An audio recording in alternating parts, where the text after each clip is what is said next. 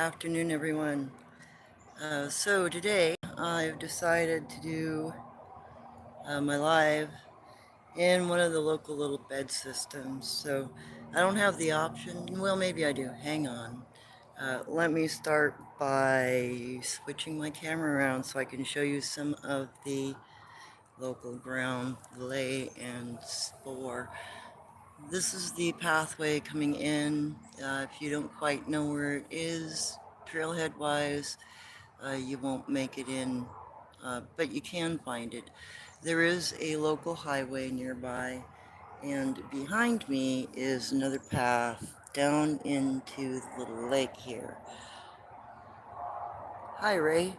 Welcome. Are some or kana. This one in specific means strong, and I look like I stepped on that, so that looks like might have been a trade for fish, sakina, maybe. I'll have to look at this a little more, but I want you to know the man marker is just a stick that's the correct shape, and then you have a little marker, kana, for fire. Sometimes this will have a J hook off one side or the other. Now, there are lots of tracks down in here regularly throughout the winter when this ground is muddy. You have the, don't go here, but this is what I can spare trade stick. And you have a trip stick. These are all elements you'll find on the way into a bed system because they don't want you in them. But this group's been pretty friendly. I've come down here at night to see what their activity is like. I have gotten knocked out a couple of times here today, but they're very active at night down here. And here is the marker for this little woven structure. So the old beds here. So this is saying my wigwam is here. And then it looks like there was some conversation going on because there's another, whoops, sorry about that. Didn't like that quick turn. So there is another kana here. Not familiar with this one. Could be for fire and it's in the wrong place, but that I may have a misinterpretation, so I need to double check that one. And there is a symbol here for Ishka, which are the fierce men, and they had come for sakana as well to trade for fish. So this group might actually be fishermen that are helping local tribes survive. Now, I want to take you down to a little bridge they put in, because this is very marshy down here. And you can see, yeah, it's a cut log, but that doesn't matter. You can see the type of toe dig evidence where they've grabbed it as they're crossing over. And there was a trail broke through there this spring, but it's overgrown now because they're not coming back here as much. And then this is the structure from this side, so you can see that there's some woven material here. So they like to rearrange vine maple around trees a lot here in this valley. And then, you know, the very clear definition that there is a structure. And then another more secluded structure. So this would be the bed, and this would be your living room where you do all your business. And there is a permanent buried square marker here, stone marker. That's just a little bit of a rundown of what a really, really basic bed system looks like. Oh, and I forgot to show you the bent L marker over there, but there's one there. There's a video about it. So let me turn this back around. Hope you enjoyed that little walk. This is a very small bed system, so it looks more like a pass-through camp. There is a remnants of one other location. It might have been a sit or bed, but it obviously hasn't been used in years. These two have been revisited because they're squished flat. There's hardly anything in them, and there's communication evidence here.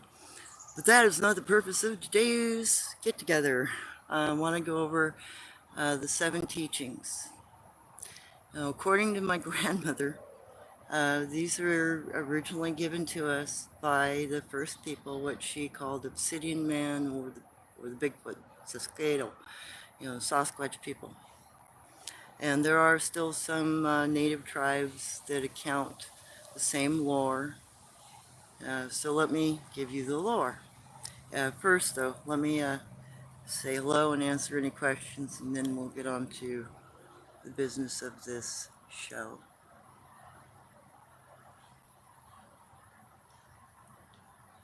Hi, everyone. I am going by my middle name for the show, Owaisa, because that was the ancestor's name who started preserving this lore and trained us to be medicine people and dog soldiers to protect it. But thank you for understanding I also have a first name. I just use the other middle name for, hey Trevor, hey Ray, hi. Are you sure? We still have to get together. And I'll have to let you know how things go next week, are you sure? Because I have an appointment for my vehicle that might resolve 100% of my issues. Just, I pray that's the case. Okay. I have received gifts from forest people. Yes, Ray, I have received carved rocks mostly, and very cool stuff like that.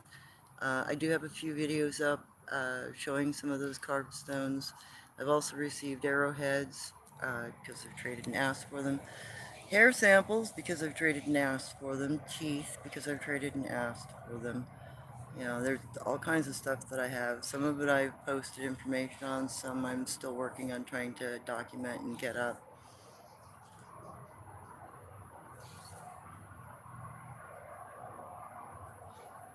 Oh, nice. All right, so the 7 teachings. 7 teachings basically how to live your life in a good way that promotes community, family, and good relationships. So the first of the 7 teachings is truth. You always must be truthful to yourself, to those around you, and in your actions. Without truth, you do not have a society. You have lawlessness. And the funny thing is I learned these from Jen Jen originally when I was 8 years old. And then they were reconfirmed by Guanch. Now those 2 individuals are my adopted Bigfoot family, which I'm still in contact with, and recently rediscovered where they're at, made one visit to confirm, and as soon as my vehicle is in good enough shape, I'm going to go back up and talk to them and see what else they're willing to help me with. Uh, and then I finally learned the same concepts from my native grandmother when I was 10. So this set of values has been pretty well driven into me. Alright, so the first one is truth. You must be truthful in your actions, must be truthful with yourself, etc. And then honesty. Uh, you must have honesty in all of your tradings and dealings with each other. If you pay too much for an item, you're not being honest with yourself. If you pay too little for an item that you're trading for, then you're trying to be a cheat. Don't be dishonest. Trying to trick a Sabe? Yeah, anybody outside any contact with them knows that doesn't work. They look very badly upon anyone who tries to trick them. Now you can make mistakes. Apologize for your mistake. Do whatever you can to correct it. They'll let you know whether or not you've done enough or you need to do something else. But always be honest, because honesty erodes your society, it erodes your connections with your family, it erodes your ability to do business. And when you cannot provide for yourself, you have to rely on your neighbors, so you have to be honest with them. Bravery, Bigfoot. The different clans and tribes of them have different ways they appreciate bravery. But being able to stand unafraid in front of them, because they'll test you to see if you spook or what you do, how you react. Do you try to kill them? Do you try to run away from them? Now, also don't be foolish, because there are plenty of cryptids out there that are not part of the Forest Brothers, that are not the Sabe, our teachers and the friendly ones that have always helped us. There are dangerous ones. So you have to be able to recognize the difference. But yes, having bravery.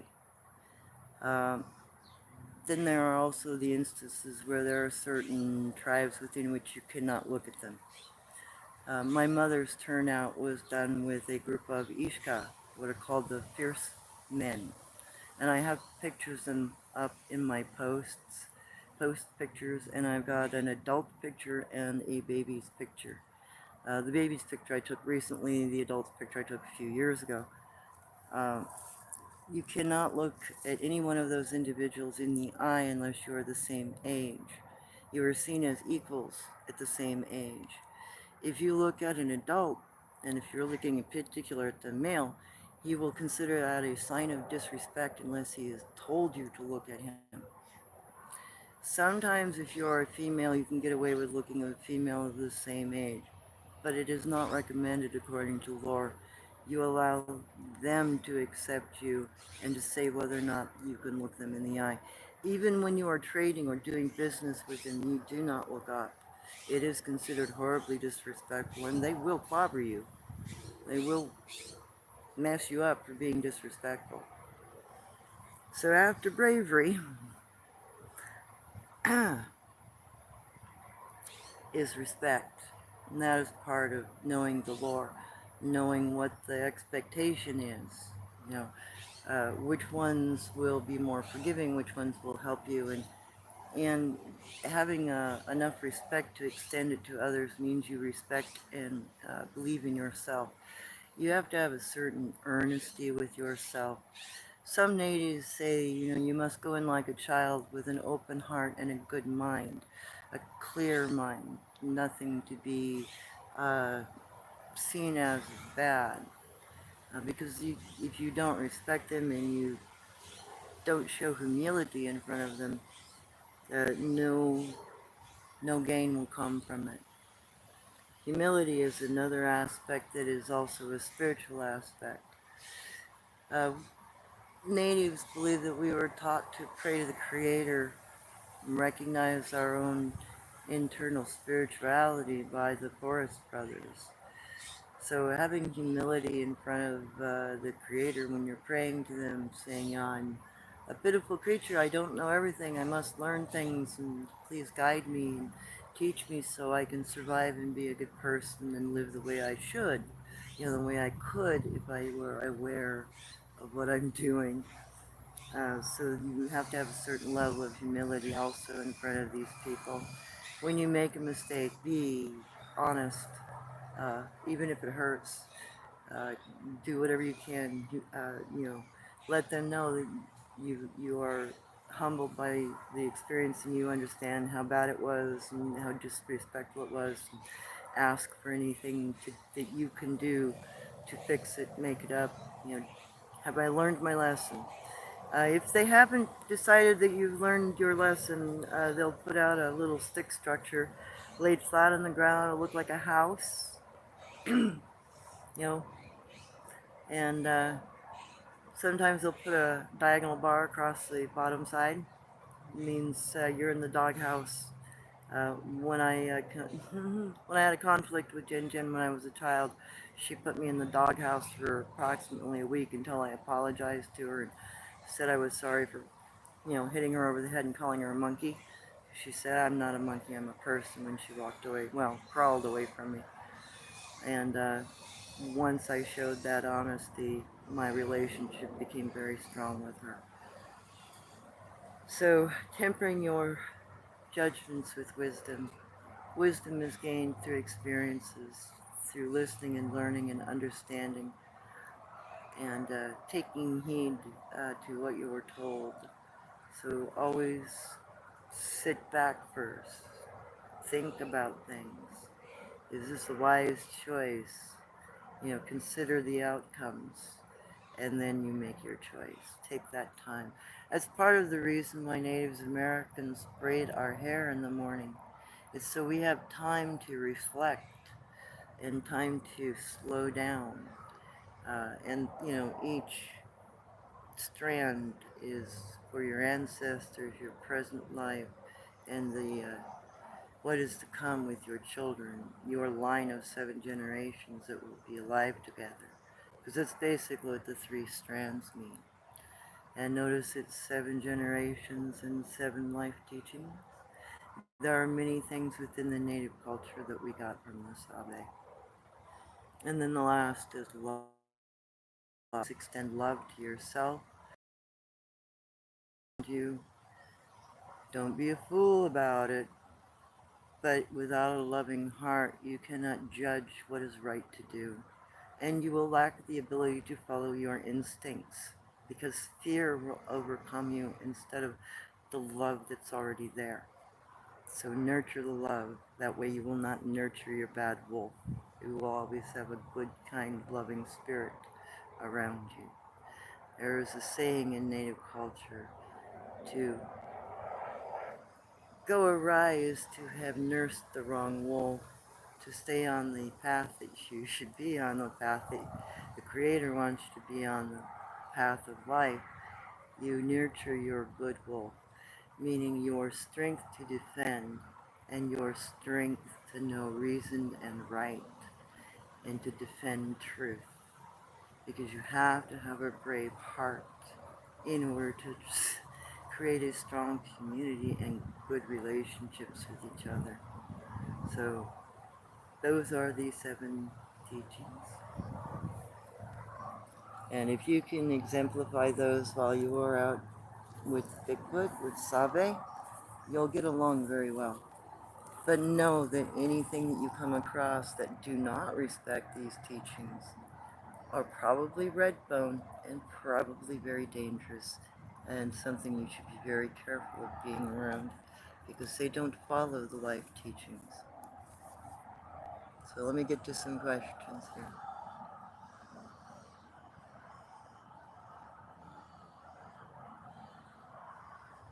Let me see where... And thank you everybody for coming to today's live. Really appreciate you, and thank you for all the new subscribers. I'm just trying to share my grandmother's lore and give you the same kinds of examples of things that I was trained and taught about. And there's a lot in this valley to share. There's a ton of evidence here. Today I was actually hoping to be over in Gravel Pit Dogman's area, but there were so many people over there enjoying the stream. I figured I wouldn't go unbothered, so I came to this location instead. But it is another place I can broadcast, and hopefully here soon I will be able to do a live over there.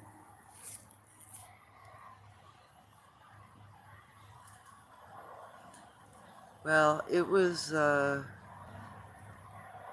actually had to help save Jen, the female Bigfoot on our property's life, before I was adopted. But it was because of my nature. Because I acted in a good way and I was always trying to protect her and watch over her, bring her food, bring her water, lure the gugway away from her so she could escape.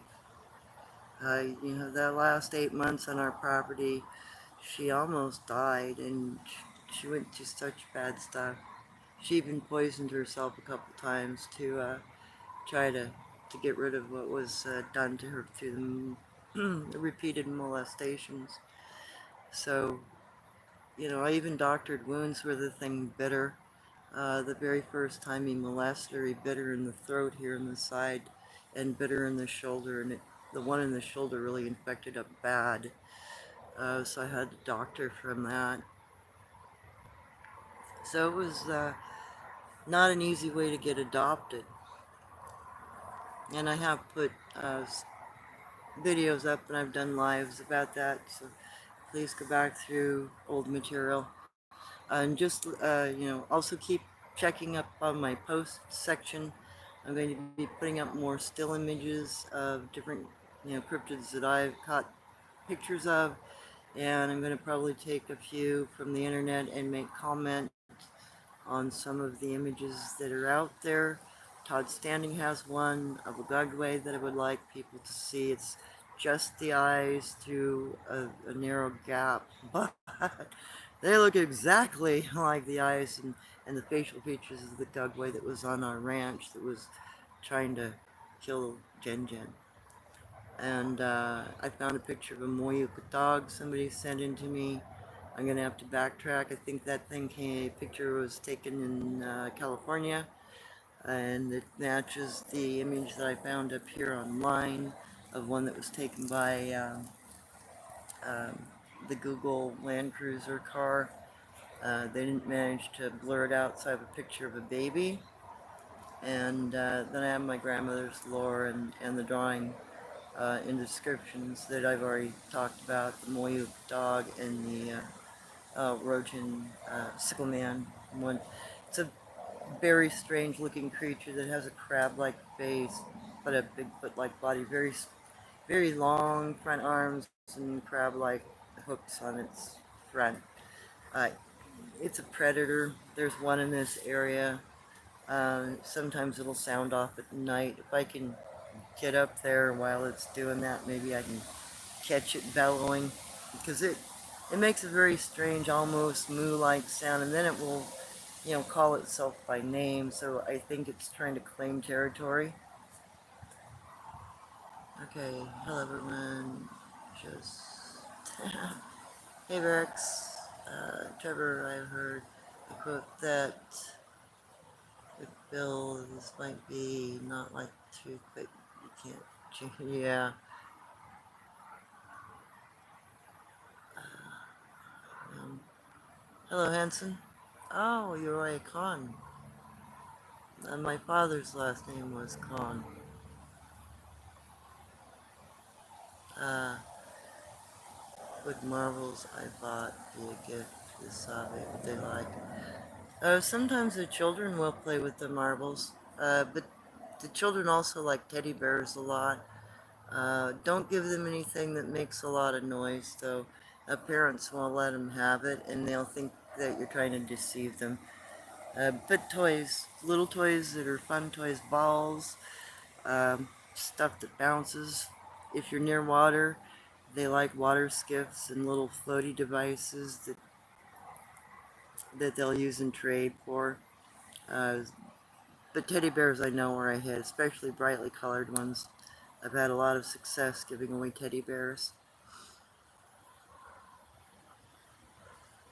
And for the adults, bags, like good strong bags with long straps, because they'll use bags to collect items and food in, so they'll look at a bag as a really neat gift. What else have I given them that they've really received well? Be careful though, you might end up with a dead bird as a gift back for a nice bag. Uh, so don't be surprised if you end up with a neck broken bird. And don't be surprised if the poor thing is still kicking, because sometimes they will preserve its freshness for you. So have a strong stomach. Let me think, what was another gift? I always bring apples. A lot of Bigfoot really love apples. And I have a couple of places I gift food. Some of them will actually trade lighters. They like lighters, jerky, that sort of thing. There's another, I just can't remember it off the top of my head, combs. If you've got a longer haired one, the women will like combs. Sometimes I had mirrors taken. But when a mirror is taken, sometimes they will show you where they're at by reflecting the mirror at you. It's a trick I used on my turnout with one of them. I'm one of the Yaren younger men, the one that I tried to chase down. I left a mirror out and he took my mirror, So the next time I went home to deliver gathered food stuff to my mother, I told her about it, and she said, "Here's a mirror. If he twinkles a mirror at you, twinkle back, he's trying to communicate with you and warn you about things. Watch how many twinkles you get. If it's 3, he's telling you there's a human sneaking up on you. If it's 2, he's saying hello, friend. The same as the knock sequences they'll do with the little bits like that. Um, I know that they carve rocks. I've gotten a lot of carved rocks. I know they make stone tools. Don't trade for those. So you might get something like that back. Alright, I kept getting broken up pieces of brick laid oddly on my porch. Could that be a gift from the Sabe?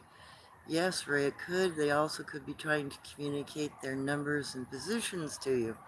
Because sometimes if they like you, uh, they'll use a rock or a brick and they'll lay out how many they're there. Sometimes they'll stack those in a column to tell you how many people are in their group, or they'll put them in a big circle to show how many sit down and talk to each other. And if they leave an opening or a gap in the circle, it's usually an invite. You're welcome to come and sit with them. And sit in council means they'll talk to you directly. So watch for stuff like that, especially if you've accidentally gone into a spot or you realize there's a group sit spot, which usually looks like a big box of logs.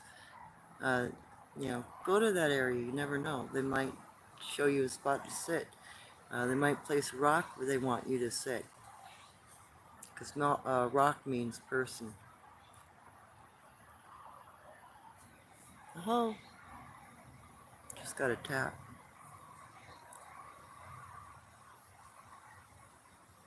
That's great you are sharing. Yeah, you're welcome, Trevor. Lyrics based on your experience in cultural teachings. What are some of the most misunderstood behaviors or signs from forest people Sasquatch that modern researchers often overlook? Ooh. The kana. I have seen more researchers stomping all over kana and kanji on the ground when they could just take a picture of it, decipher it, and learn to communicate with them. Additionally, the whole going out and repeatedly pounding on a tree. Power knock means a warning. Jen Jen, when the Gugway came onto the property the first day he molested her, it was in broad daylight. When she realized it was sneaking up on us between the 2 mink buildings right next to where she and I were, she put herself in between me and it at the end of the building, grabbed a 4-foot long stick that was about 4 inches across, and hit the poplar tree so hard next to her it sounded like a freaking shotgun going off right next to me, and the end of that flipping stick flew past her. And all she did was she turned and said, "Run to the house." And that's what I did. And then she went to engage it. I cowered in the house for about 5 minutes, and then I couldn't handle it anymore. I found one of my father's rifles, a good-sized hunting rifle that I knew could blow its brains out. And I went back out, and I tried, but I was only 7. And the position he had trapped her in, there was no angle that I could get a shot off that wouldn't have bounced, either gone through her shoulder or had a chance of nicking her in a vital spot. And I couldn't get close enough physically because of how big they were and how narrow the spot was between the buildings. And then I'm standing there behind him thinking I'll just shoot him at the rear end.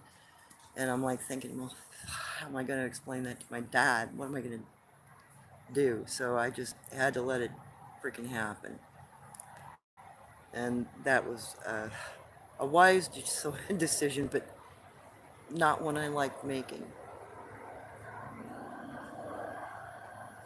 So some of it's also calls.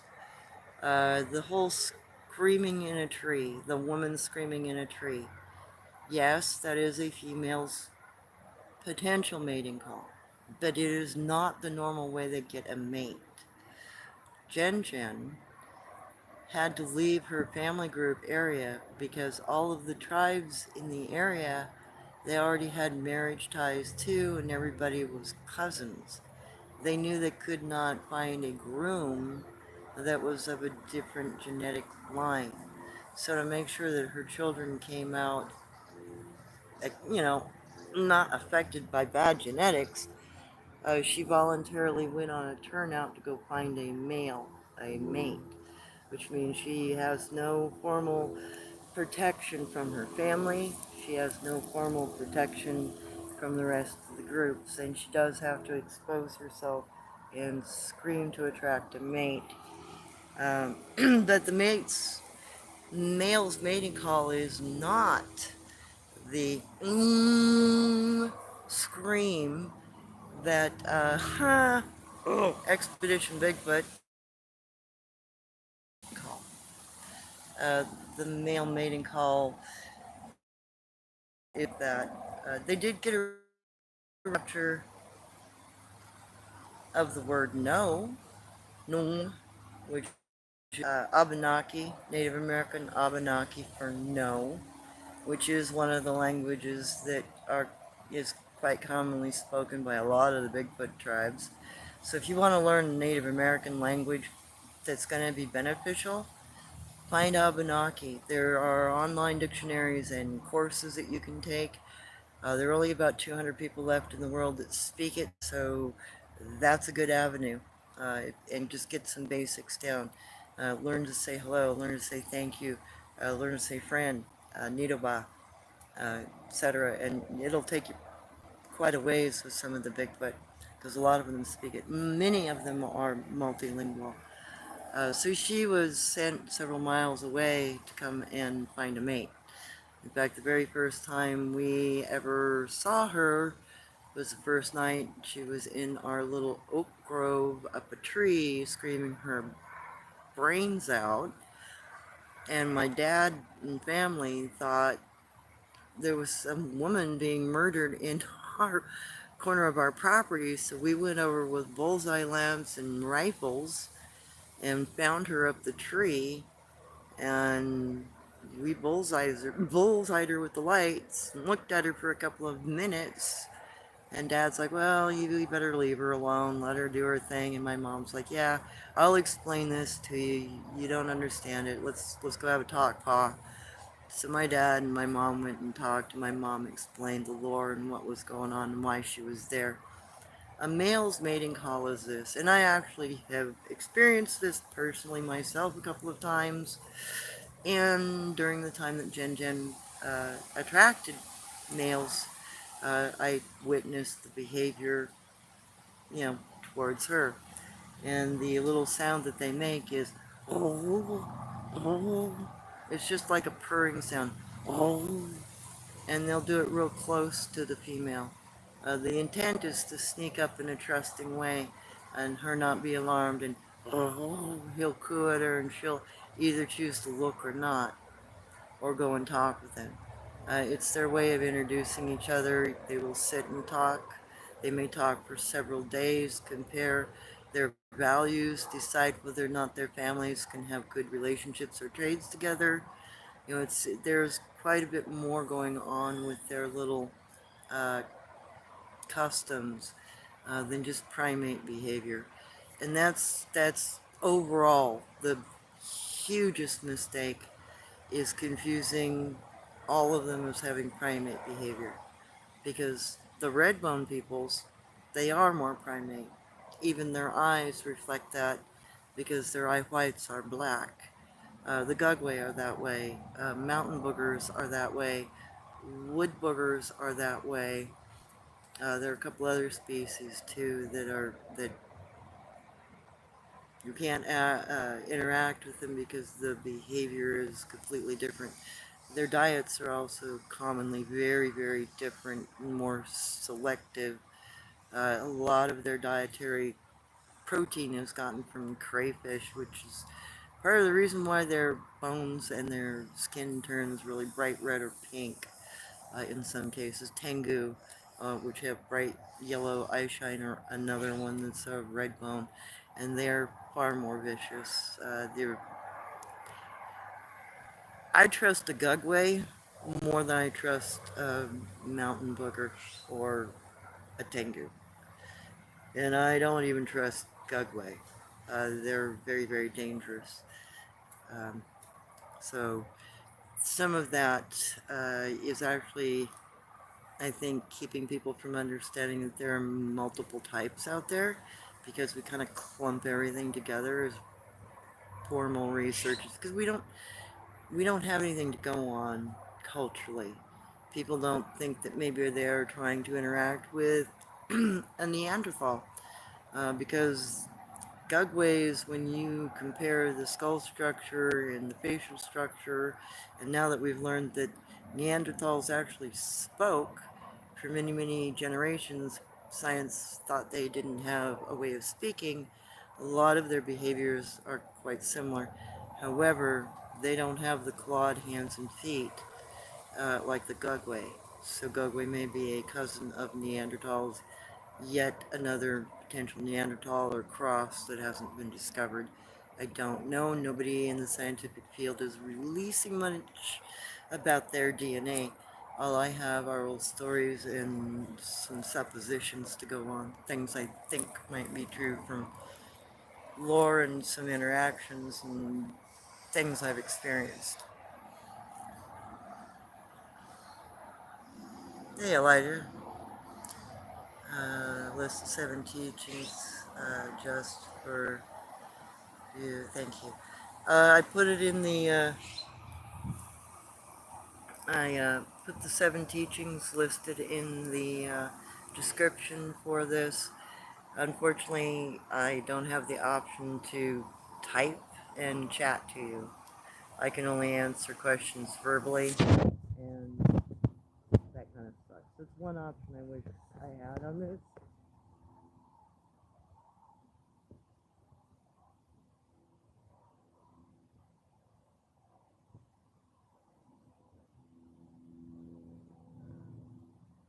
Glad you liked the content.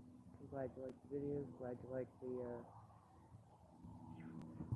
live today. Ray, have you seen Ontario Mike's images? What type? Oh, no, I haven't. Throw me some info on that.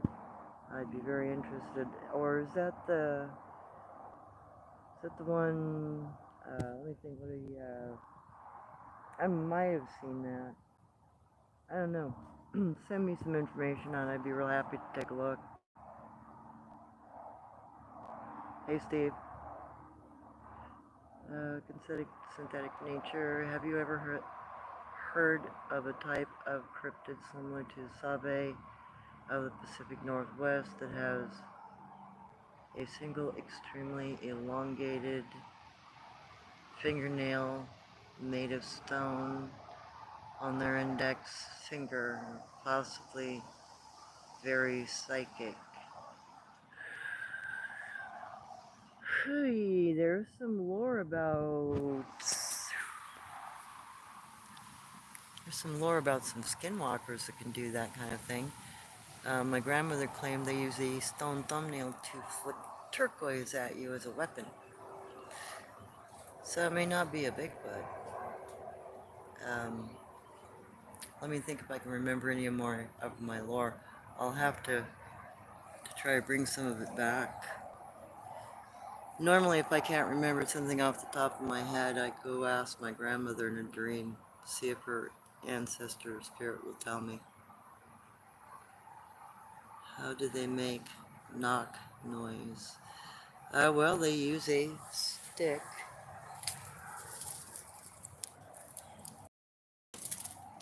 Not a good example. They use a stick on a tree. That's how you do it.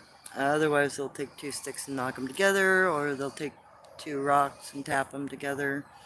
Some think they might pop their mouth. I haven't necessarily heard that, but they could. And I usually snap my fingers when I'm communicating with them, because it's just easier on the go, or I'll slap my leg if they're at distance while doing knock communications. That seems to work pretty good. Hey Jason, good to see you here. Hope your family was doing well. Been praying for you. Thank you, Ray. Yes, Abenaki, you've got the spelling correct. Yep, also knows Wabanaki. Yes. Long time since I've known anybody who actually knows it by Wabanaki. That surprised me last time on your live when you said they spoke Chinese. Dogmen, they speak a lot of Chinese. Some people will report hearing what they think are Bigfoot saying meow, which is actually just a really heavily accented ni hao, which is Mandarin for hello or good day. Ni hao. Gigi is how you say thank you. Mei Mei, Bai Sell, it's all Chinese, that's all language Bigfoot and Dogman know. Although most of the Guanche and other Bigfoot speak a lot more Japanese, so you gotta like say good morning to them is Ohayo gozaimasu, and speaking Japanese, especially to the Guanche, will get you a higher up niche in their social. They'll respect you a little more, and they'll start answering you or talking with you if you kind of exhibit that you have any general familiarity, even a really basic level with these people, and say hello in their proper language.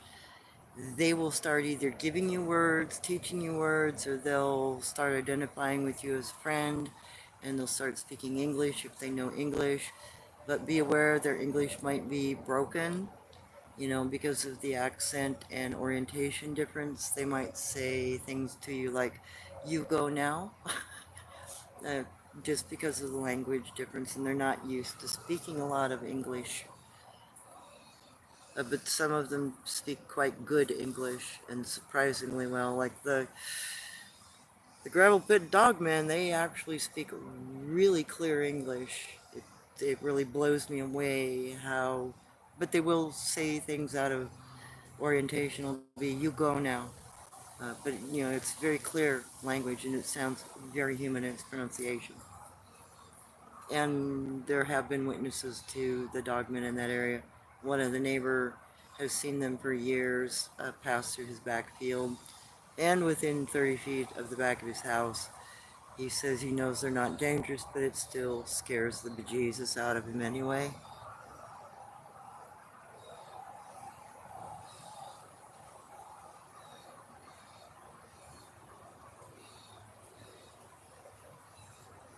Down syndrome, Jesus. You can't steal what's yours to begin with. You're just occupying it. When we don't want you here anymore, I'm sure the Sabe will take care of you, or maybe the Gugway will come find you. That's a joke, by the way. Are you sure? When surprised at night by the sight of a human, but who makes repeated sounds yelling like a chimpanzee, squirrel, warning call. Ooh, sometimes that could be a young one. They'll do that occasionally. Or you might have another thing in your area that is not a Bigfoot at all. It could be another type of cryptid. It would depend on the type of sound that is being made. That's something else. I've noticed some of the sound recordings that are attributed to Bigfoot are sometimes both Bigfoot and other species all in the same area, and evidently communicating or screaming at each other. And what I mean by other things, other cryptids, there are still some archaic animals left over. We have a black cheetah in this area, for instance, and I have found hyena tracks, though I am sure no one's had a pet hyena in this area, because it would have, no. But I haven't seen the hyena yet, only his tracks. There's only one area I found the trackway in. Then it took me a while to figure out what kind of freaking track it was. I thought it was a coyote track with an, like it had a cut foot, a scar. No, took me a while to figure out, but I finally found reference online. It was a hyena track. I've got to take some pictures of those tracks. I only find them in the spring and fall when it's muddy in that particular area. And then the cheetah, I actually got to see it a few years ago. It was 2020 or 21 because it tried to sneak up on me. And I did finally get a dung sample.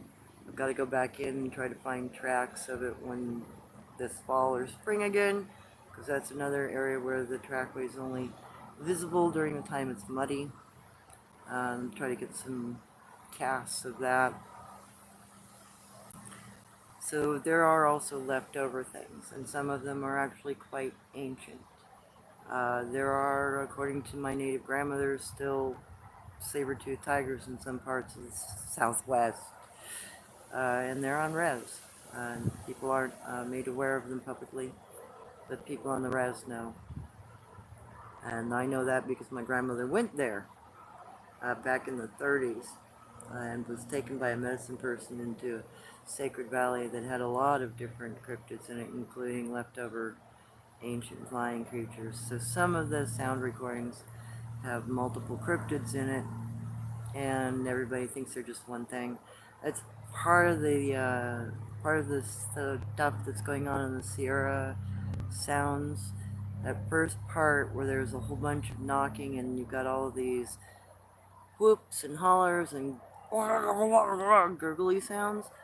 Some of that stuff is not Bigfoot. Some of that's Dogman, some of that's Bigfoot, some of it's, I think, potentially a leftover Velociraptor or pterosaur type or some, what we call historic animal. Dino. Because I've seen a few of those and even seen tracks of those in some areas. There's one location in this valley I can occasionally find three-toed, really, really large tracks. Definitely don't belong to a bird because they're 16 inches across. Next time that area gets muddy, I'm going to be in it pretty hardcore to see if I can catch some. I do have one video from a couple of years ago that has a dino track in it. I call it, that big dang chicken track. It's that region that will get those tracks in it. They're only there briefly, they pass through.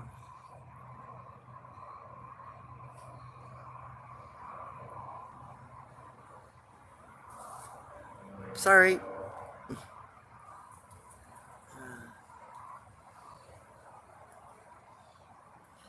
Yeah, occasionally I forget and I put my hand over the mic like a dummy.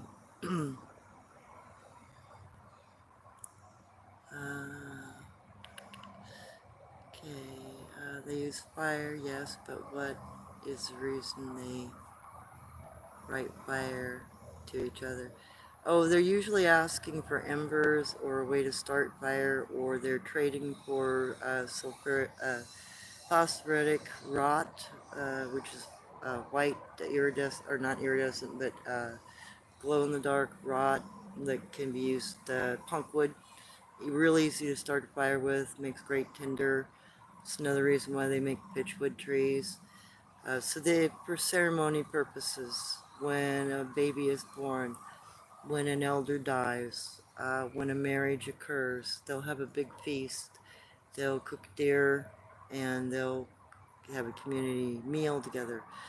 So when you find Bigfoot or Dogman or creatures out that are killing and maiming and eating an animal on the spot, that individual does not have a family group. They've probably been cast out. They're most likely a criminal, because that is also part of the Sabe Bigfoot culture. If you are a Bigfoot male and you try to rape somebody's wife, hard R them, you'll get your jaw broken and it'll hang because you're not allowed to eat anymore, and you'll be cast out to die. If they don't break your jaw, they'll beat you up and chase you out to die. And those, because they have no family group, they have no tribe or clan to rely on, can get pretty vicious and they can get pretty nasty. And they also don't have a tendency to take real good care of themselves. They have a tendency to be real stinky. They don't bathe anymore because most of them inside the groups will bathe, and they bathe with regularity. Jen washed her face, her armpits, her groin, her hands, and her feet every day, every morning, and then she'd wash again at night before she went to sleep.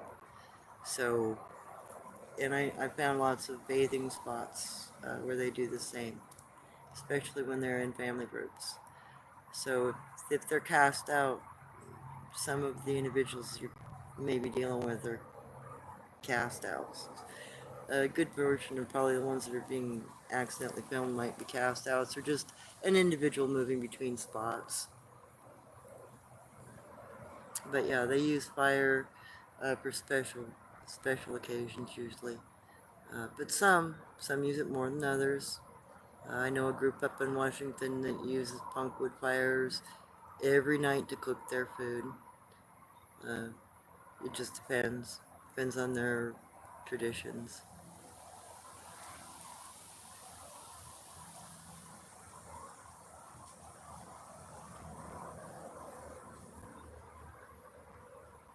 Yeah. Okay. Thanks.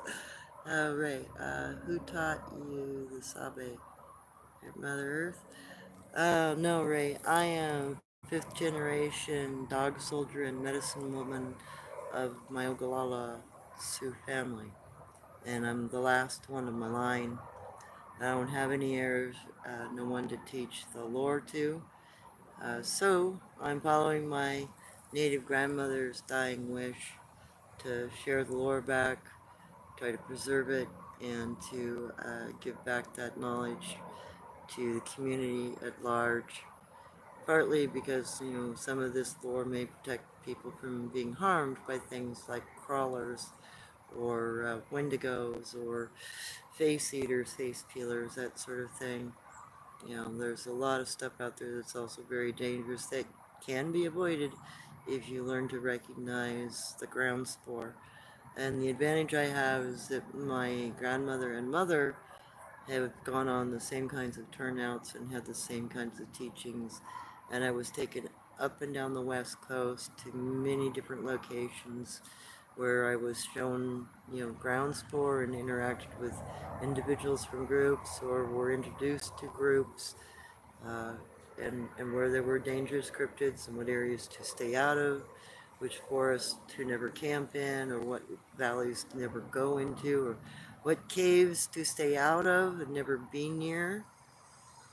So I was given a lot of knowledge about, in particular, the West Coast cryptids and just how to interact and communicate because we preserved that knowledge. My native grandmother, Owaisa, was 6 years old when she made the choice to go renegade, and her family supported her.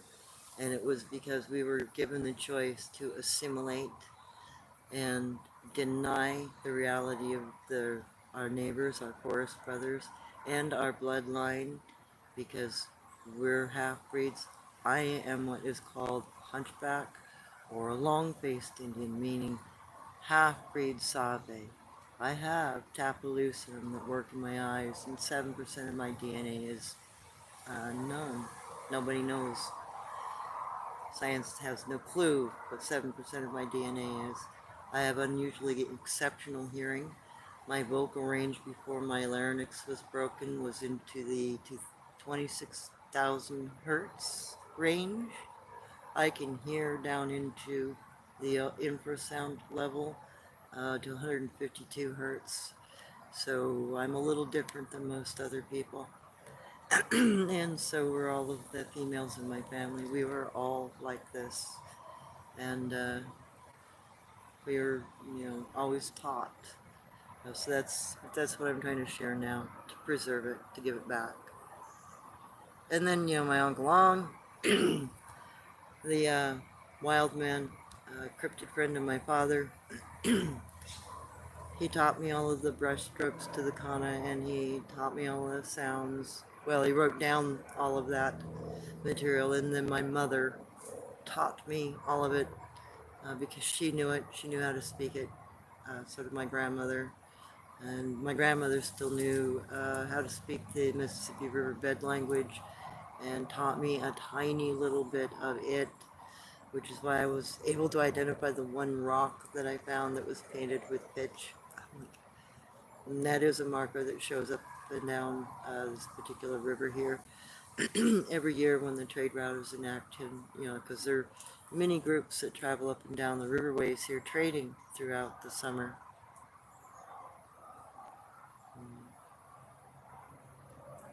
Okay, synthetic nature, do you know of any lake monsters in the lore of your people? Have you observed any firsthand? Um, there are a few lake monsters here in Oregon that are native to the land, but there's only been one waterborne cryptid that I have seen, and that was up in the Puget Sound area back in 2008, 2009.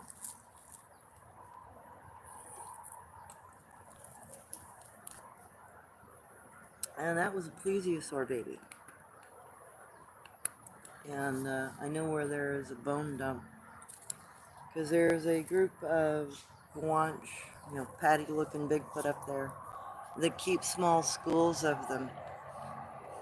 And they weed out the ones that are vicious to each other, and they'll break their necks, and they lay them out for animals to eat them.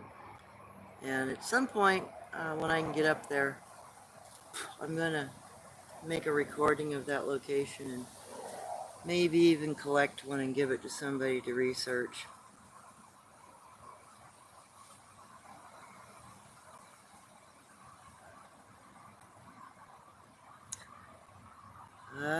Are you sure? What could leave a single straight line track, no footprints?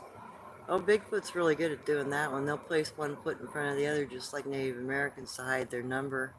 It'll look like a little rabbit trail going off in the middle of nowhere, and you won't find hardly a track on it. Maybe the edge of a foot or a big toe every once in a while, or a very, very faint heel strike. But other than that, it'll look like a ghost passed through there. Okay, Virax, based on the 7 sacred teachings, truth, honesty, love, bravery, respect, humility, and wisdom. Thank you, Virax, for putting that up for me. Virax, what are some of the subtle signs or ways Sabe might show acceptance or acknowledgement when someone is walking in alignment with those values? Oh, they will start leaving stuff in your path like feathers. They'll make 2 taps when you pass through. They might even say a word around you.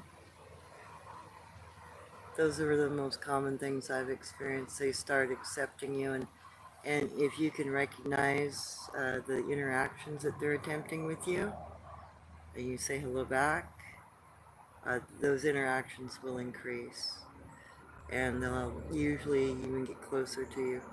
Skookum in particular, the brown-haired ones, some of them have a high bone top, but it's not a dome, it's more like a round bun.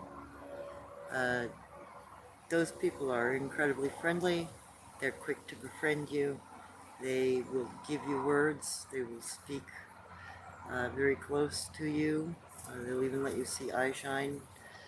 So they're one of the more friendly groups. Yeren are another really friendly group. Both of those groups will speak English. The Skookum, though, also will speak Peshat, a form of ancient Indian or Egyptian, Hindi. So occasionally you will get ancient Hindu words out of them,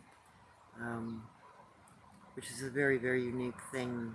And I believe Most of them are part of deer societies. They have a very strong spiritual presence to them. Oh, thank you, Virax, for saying that. Hey, Amanda. Okay, Joseph, where are you at? I went. Ha!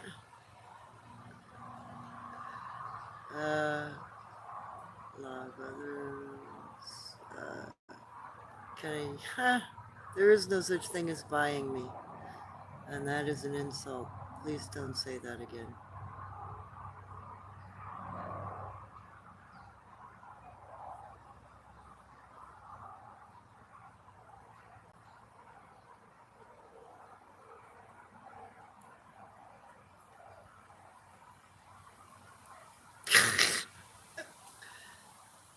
Yeah, it's not possible anyway. I already have a agreement with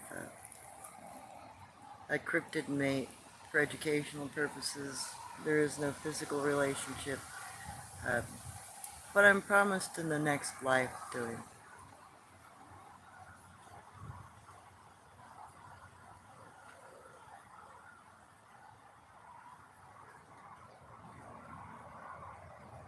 Alright, you two, calm down, or I will pull out my big guns and knock you both off my channel.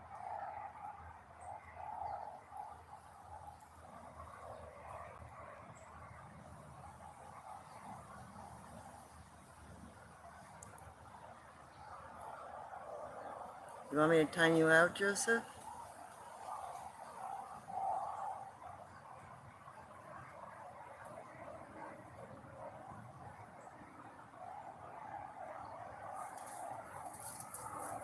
I'm glad you like me, Amanda.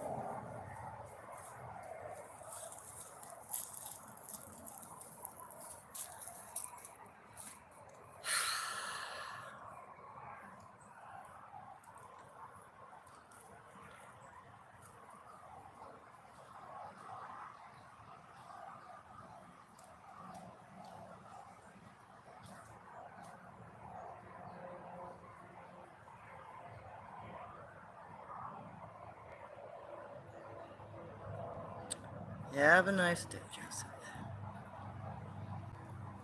Sorry, guys. He was an idiot.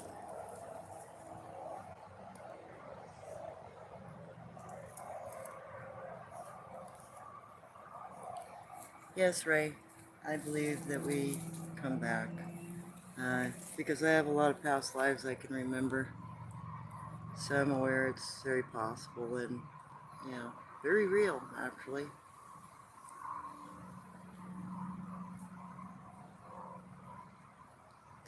Okay, are you sure? After placing a gift, how long before they take it? When should you take it back if not gone? Usually if you've got a really active group, it'll be 1 to 3 days. Sometimes it might take as long as a week. Better try a different thing. They may not want the item. There's always that possibility. Um, like when I was on the res, um, I ended up having one that came. He'd come to my door, and he'd ask for chocolate freaking donuts. So I'd leave a box of chocolate donuts for him. And one day, the store was out, and I didn't have any chocolate donuts to give the Bigfoot. He wasn't very happy with me. He broke his permanent trade sticks with me and never traded with me again. But I could go sneak him chocolate donuts when I had them and put them in his hidey hole for food, and he'd take them that way. So we had an unofficial agreement I owed him.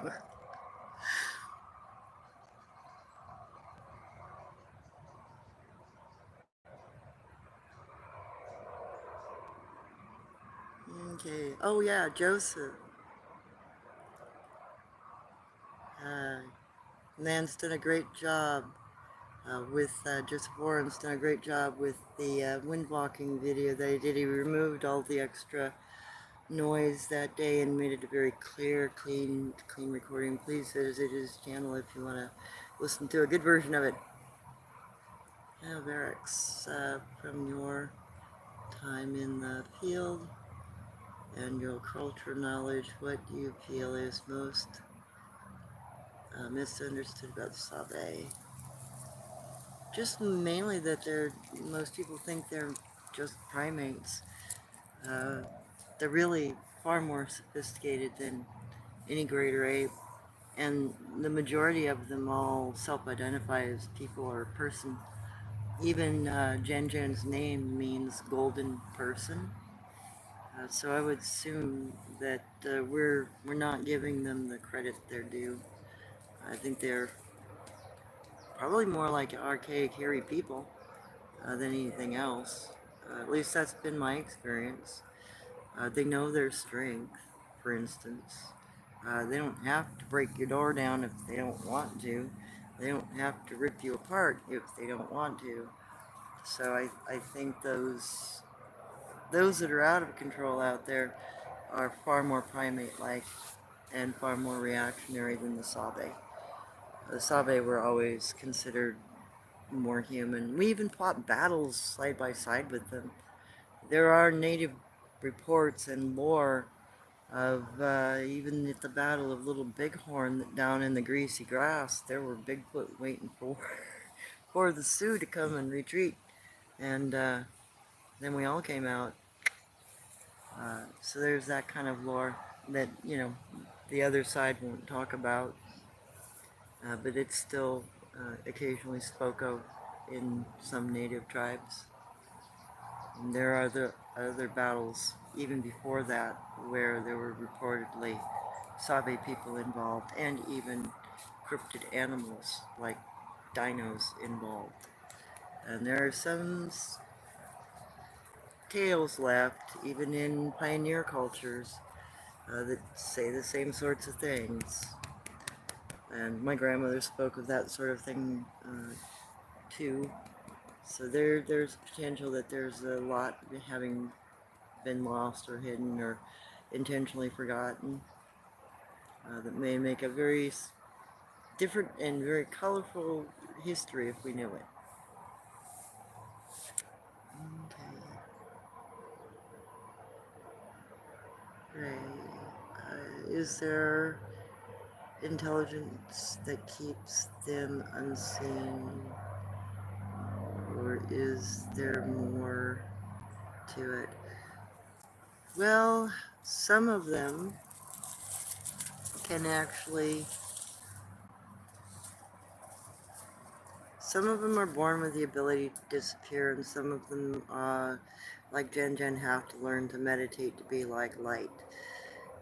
And at first, I didn't believe that sort of thing. In fact, I didn't even realize what I was seeing until I got online and started a channel and people started talking about cloaking, and I had one experience that I could definitely say was an individual, a child that had the ability to disappear in front of your eyes. Make that two. Because there was another one that catted me later. So let me tell you the two little stories. These both happened up in Washington. And also, Jen Jen would practice every day. She would meditate because she had a birthmark. And her birthmark was clear skin. And it was believed that her birthmark gave her the ability to disappear. But she'd have to practice, meditate, and learn to become light. Now, to the stories that have first-hand encounters I've had in Washington. Both in, well, the first one was in '09, and the second one was 2010, and then again in 11. So in 2009, I had gone into an area where I was doing some research, and it was a group that was very familiar with it, and I get pretty close to most of the individuals. And there was one female that kept a marten as a pet because she had a little boy that liked to wander, and she'd keep the pets, keep the pet marten with the boy. So I find where they were, where the marten was running. And they were down in this little recessed little alcove of an area in a marshy section at the bottom of the hillside, very secluded, and a little peninsula went out to where they were, but it was all under the canopy of trees, and it was down in a ravine that you kind of had to make your way to. It was very secluded. And I kept trying to sneak up on him because I wanted a picture of him. And I was able to get pretty close to her. She'd let me get within 15 or 20 feet before and she'd let me be there for 20, 30 seconds before she'd leave. That was the first time I noticed this very peculiar behavior, and I couldn't figure out what I was seeing. So I could see the top of her head just over the end of the little peninsula, and I was about 20 feet up behind her. And I had my dog with me, and I commanded him to lay down. It wasn't this gal here with me. She's also really good at minding her manners. But it was my dog Caesar, and he went prone immediately.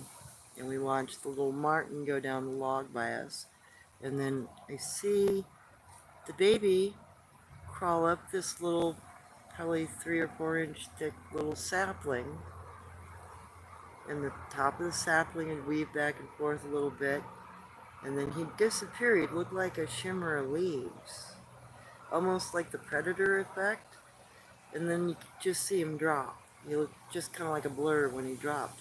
And he was dropping back into his mother's arms. And then he'd be ha ha ha ha, and he'd reappear. And he was a small, small baby. He was maybe 20 inches, 18 or 20 inches long, a really tiny baby. So he was a few months old. And he'd climb up, disappear, and drop. He did that 2, 3 times in front of me before they realized I was there.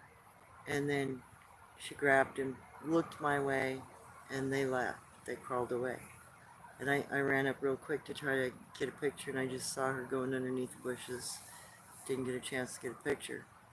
So after that, I tried to camp out there a little bit to try to understand what was going on.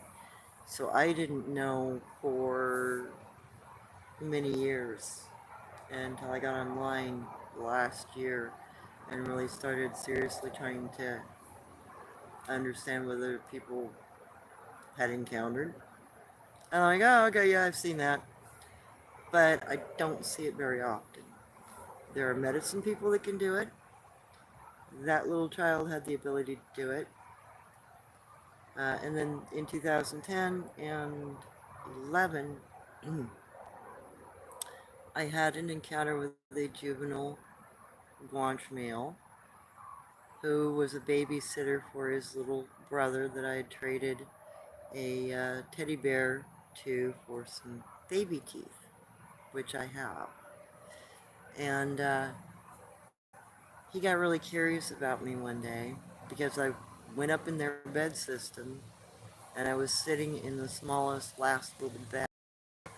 Now, I'd startled this individual before. I'd run across them during the day in this area. Occasionally, I'd catch a glimpse of the juvenile up on the ridgeline watching his little brother down in the little stream bed where I was, and I'd see the baby disappear, etc., walk off into the bushes.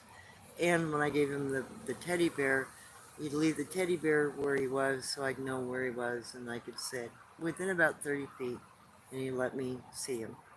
And no, most of the time, by the time they let me see him, I didn't either have space on my camera or my freaking battery would be dead. So I didn't get pictures of those two. But one day, I'm sitting in the end of the bed structure in the very last bed, and I'm having my lunch. I'm out of battery, and I'm doing my thing, and I hear crunching in the blackberries next to me. And it's the familiar sound like Jen would make when she was eating blackberry stems. So I turned to look, and it's the juvenile that's always on the ridgeline, because I'm just a few feet further back on the same ridgeline I'd been seeing him on, and that's what attracted me to go look, and that's where I found their bed system. So I realized that when I was startling him, I was accidentally getting too close to their bed system, So this day I finally decided I was just going to sit in their bed system and see what happened. And the juvenile was sitting there eating on blackberry stems. Just popping the stem open and eating the core out of the center. So I look over and he's gone. But I can still hear him eating, just like normal. So I'm like, okay, the auditory doesn't change, but the visual changes. So when you hear them and you cannot see them, they might be doing that.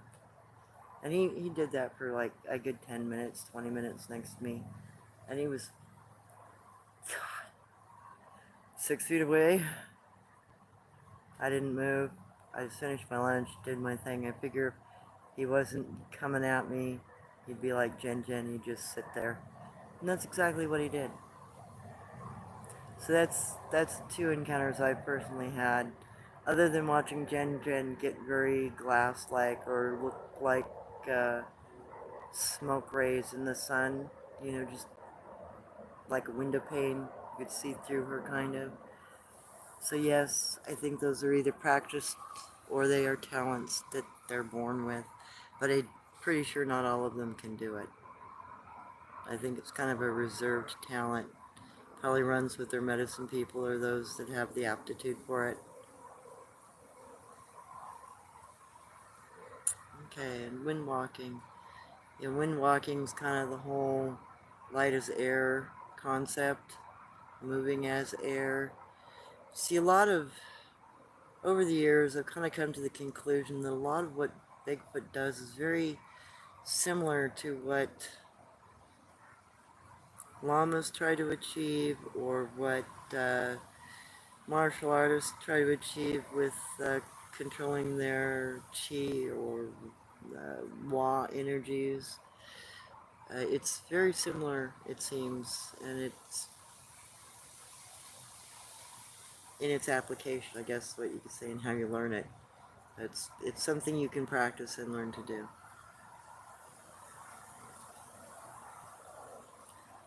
Well, I know how to wind walk, and I know how to disappear, supposedly.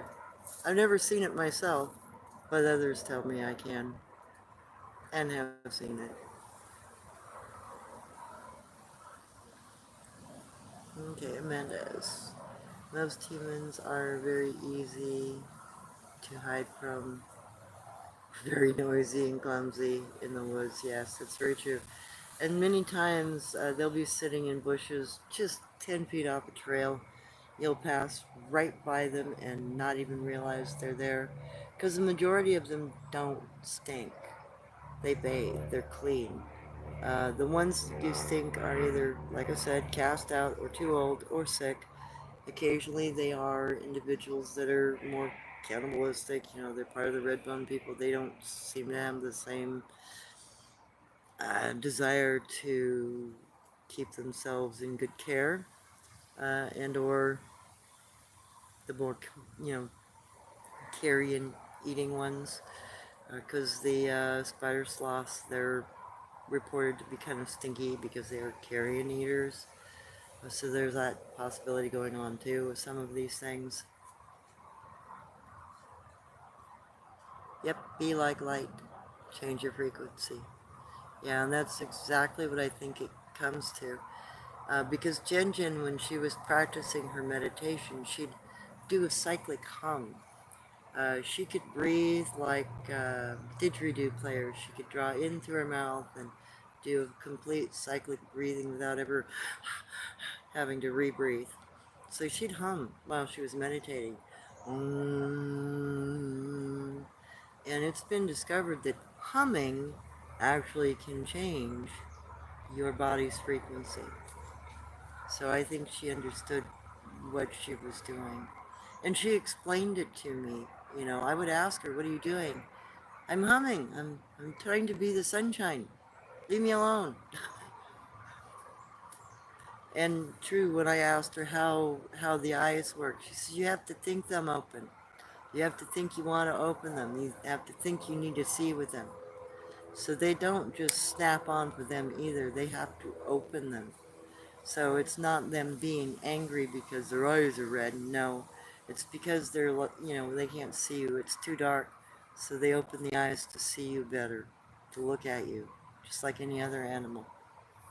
And it is actually just a mineral cup in the back of the eye that has a fold of skin that, keeps it from collecting photons until it's needed.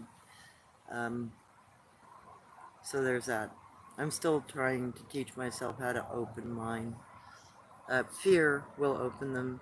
Adrenaline will open them too, because that is possible. You can scare them bad enough that their eyes open.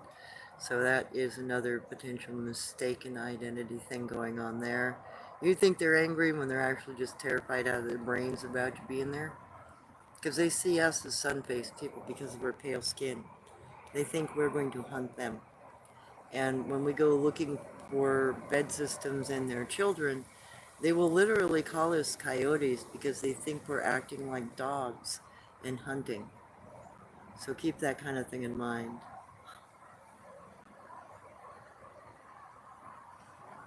Hey Ben, I found new Kana in the same area I visited last October,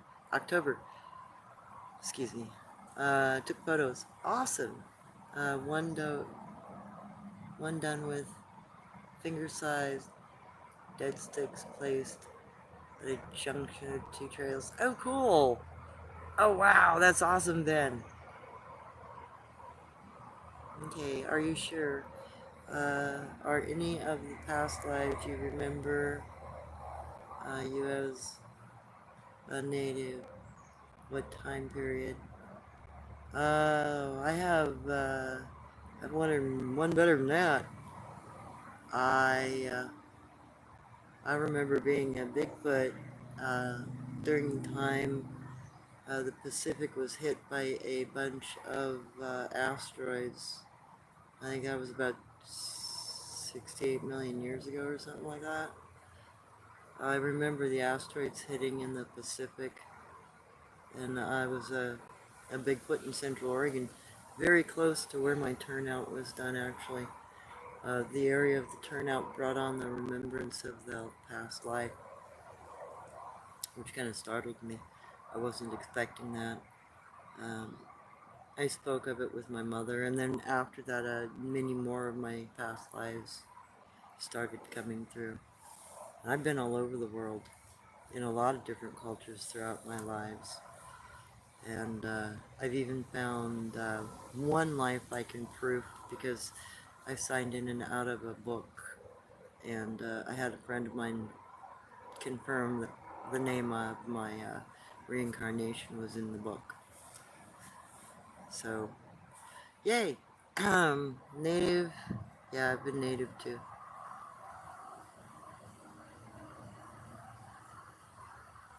Take care, Trevor.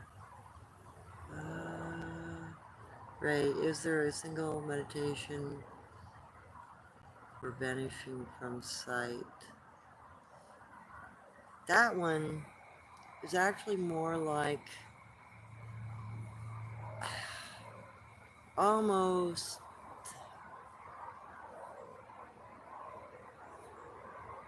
almost like being in a trance.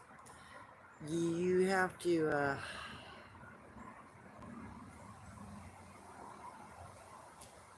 to believe that you're not there, if that makes sense. If you can believe that you're not there, not even a camera can take a picture of you. You'll show up as the scenery behind it. It's almost like being just a second out of time. Like we're not quite sharing the same moment of time.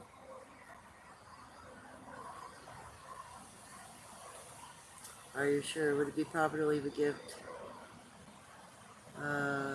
in the middle space of a large square made of down tree logs? Ooh, if you're good friends, yes, you could leave it in the middle. I'd leave it on the side, or very close, very near it, or just on the inside, or just on the outside, especially where you know they might step through, see it, or leave it on top of one of the logs, uh, depending on if you think somebody's going to disturb what you leave or not. But that is a meeting spot. That is a very good place to leave items because that's basically a living room sit. That's where the whole family group will get together. When Jen Jen and Guanch moved away from our ranch and down to the property area, I recommended a spot that belonged to a family friend of ours, the property. We met at a square, and that was their living room sit. Uh, have you had them do a cycle whistle with breath in and out? Yes, I've heard that.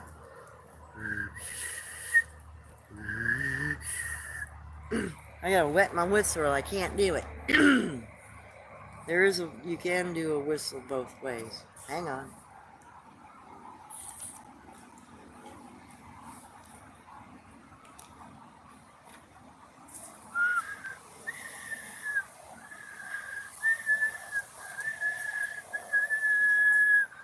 You can also add a hum. Those are all both little sounds that sometimes you will use for intergroup communication. In addition to making bird calls that don't belong during that time of day. For instance, hearing owls communicating with each other with other things that just... basically, they're making calls like Native Americans used to. You make a whistle or a tap or your specific call to your buddy, and then your buddy answers you back, and it's all the same kind of indigenous communication that native tribal people used to do while out hunting or fighting with each other, that sort of thing. So just keep in mind they act very much like indigenous tribal people from a couple hundred years ago. They've never changed their ways of living or interacting or surviving even. Okay, there, it's kind of a type of tail marker or glyph left by first people commonly referred to intentional place fixed marker in communications and symbols. Yes, there's a lot of that. They've got trail con that is actually words. And they've got trail talk, which is a very simplified communication where they're literally drawing pictures with grass or sticks to show each other where pathways are or where trails are, where sits are or where trade spots are, and those might have one or two kana mixed in, especially if it's a location to trade a specific item at. And then the closer you get into their bed systems, their community living room areas, those kind of sit spots, you'll see more kana and kanji, more full words or full sentences, sometimes language, prayers, poems, etc. will be expressed in kanji, which are very much like Edo and pre-Edo period, hiragana, katakana, Japanese in a lot of cases, and Old Pinyin, ancient Chinese, or really ancient Mandarin. And when they start getting into that stuff, they get very, very formal with their writing, and some of it looks very, very precise. When you come across stuff like that, take a picture because it's very, very translatable and will give you some very good information as to what's going on in your area. Okay. And in fact, if I could get people together here in the Northwest, I might start teaching people how to use a couple of online translator programs that work really well for translating basic kana and kanji. And just walk people through how to do it so that we can start sharing that with each other so that other field researchers can start understanding the different types of things that are out there and how to translate them. One of the things that I've noticed in this area in particular, they have a tendency to use Zhao period Chinese characters in some cases. And in fact, this group likes to use Zhao period. and so do some of the dogmen in this area. So that is a language formed from about 200 BC in China and comes from a particular region of China. So that actually might help map language roots from that area or why they might have that as their language. Additionally, in I think it's my hand talking playlist, there is that main piece was done by the American government back in the 30s. It's a black and white documentary, and they very clearly go into the Asiatic language connection between even Native American language groups and some other language groups that they refer to, and then they refuse to let those speakers speak at the conference. My two of my great aunts, my native grandmother's sisters, were at that conference, and it was our cousins that were not allowed. In the final, and you'll see in the film, they blur their faces out. They blur two children's faces out, a woman's face as they're going into the teepee, and then they don't let her husband speak because he looked too much like a monkey in the face. But after the conference was over, when they're all standing, they finally take pictures of him and let him be seen, though they make her and his children stand off to the side. So, and also, if you educate yourself about the hand talking, you'll see in that conference the Indians are not always being translated correctly with what they're talking about amongst each other. So there's some cover-up, even back in the 30s, that are in that film that the government just won't let you know. So take a look at that thing if you want a little bit of history.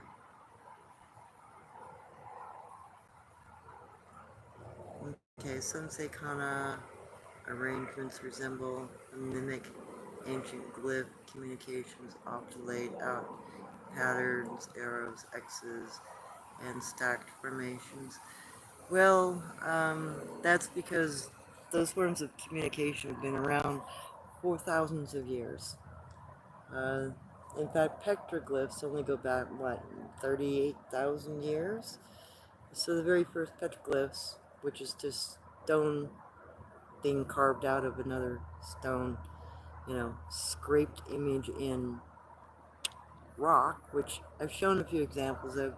There are still petroglyphs that were made by giants and Sabe on stone in this valley in a couple of locations. Unfortunately, the largest example, which was a 20-ton boulder, were blown to crap back in the 80s. However, I know where all of the pieces of that particular stone are, and the ones that have all of the writing are stored on private property, with the exception of one, which is on public display in a location I've already shown. It says Tree Friend on it. And I watched that be blown to shit back in the 80s. My mother and I tried to stop it from being removed, but because it was not an officially recognized Native American hereditary point, they said Native Americans couldn't have possibly been here 38,000 years ago to make petroglyphs, so we're not going to recognize it, and we're just going to blow the shit out of it and make sure nobody knows it's there. Thank you, Lowe's. Sorry. I don't even do business with that company because we wrote that woman directly and asked that she keep that stone in her parking lot. She didn't care.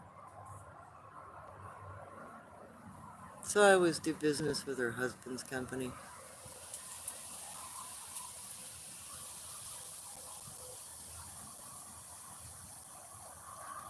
Is there love of people that travel through time? I don't understand that one. Can you clarify? Mr. Mustard, why are they so fascinated with blue? Well, that might be because of ancient species of blue people. In fact, there are still the blue men of Morocco who are born blue. It was, at one time there were species of humans that had blue skin, including the Homolongi species, which was recently found. It's about a 6 million-year-old human. Um, but they haven't released the information that that guy had blue skin. They've some people have considered it and said yes, their genes would say they've got blue skin. But the blue men of Morocco, they're known to have blue skin. And there are ancient depictions of blue-skinned people, and there's ancient lore even in India of blue-skinned people. And some of the primate ancient people were blue-skinned. The ones in Mongolia, the Tengu hunters, they were blue-skinned. The Boros, they were blue-skinned. So they are considered a highly spiritual person. They are considered a very strong, powerful person that make good leaders. And they were revered as the sky because the color of their skin resembled the sky. They were called sky beings in some cultures, or the sky people, but they were just a cryptid person here that had the same color skin as the blue sky. So there's also that sort of misunderstanding, lorically and historically, that's been confused over the generations. And I did do a piece on the Boros, and I do have a video up of them because my father's genetics are supposedly from that tribe of cryptids, whereas my mother is from a Bigfoot cryptid. So actually, my 7% is also part my dad's stuff. So, but he didn't have Tapetolusum in his eyes. He had instead the other really nifty genetic thing I have, what is called rimmed irises.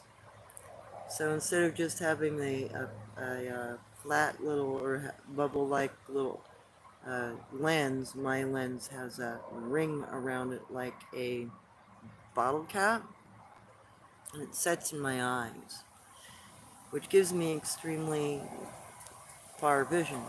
The other nifty thing is it allows me to independently focus my eyes. About 1 in every 100,000 people have my same type of eyes, but it's not all as common as you might think, really. I've met a couple of people in my life, other than my father, that have independently focusing eyes. So what that means is I can focus on one object close and one object at a distance, and they're both absolutely clear to me. That's part of the reason why I have to wear reading glasses, because after a while, the focus again so close, my eyes will stick, and I'll look up and I can't focus them. They refuse to focus for a while, and I have to let my muscles relax so my eyes will focus. So that's another quirky thing I have about my body overall that's weird and unique. But I got that from my dad. Okay, sky. They pronounce their words forwards and backwards too. I haven't had that experience yet, Sky, but that might be a possibility. Are you sure? Would it be proper to leave them, leave more than one or multiple gifts on a log in a living room? Yeah, especially if you think there are like a lot of little kiddos around. You know, if you're leaving toys, leave multiple toys. If you think there are more than, two adults, leave accordingly. And if they want them, they'll take them. Okay. There, I thought it was land, tide natives here, nurturing gardening, or typically it was as they're the native. Well, we're all native to this planet. We live essentially in a terrarium or a fishbowl. We all kind of end up having to rely on each other, whoever the hell claims the land. However, land really can't be owned. Yeah, it's another one of those bad wolf traits because we all need land to survive. It's where we grow our food, it's where we get our water from. To take it away from another individual is to take life itself away. That's where the colonists don't get it. That's where they have the disconnect. Sorry, opinionated bitch am I.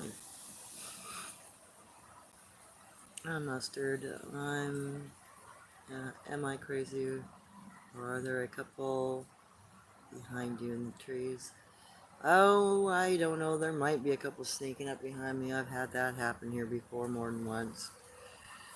And yeah, not uncommon. They hardly ever bother me though.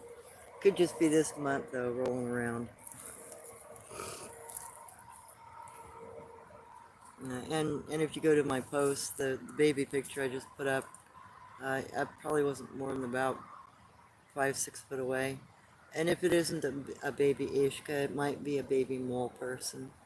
I've never seen a baby mole person before, so I wouldn't know. It's just the only other picture I had similar in structure was the Ishka, and the similarity is definitely apparent in the funny-shaped lower body half, the funny feet, and the potential little shoes it's wearing. Barracks. I was thinking the same question.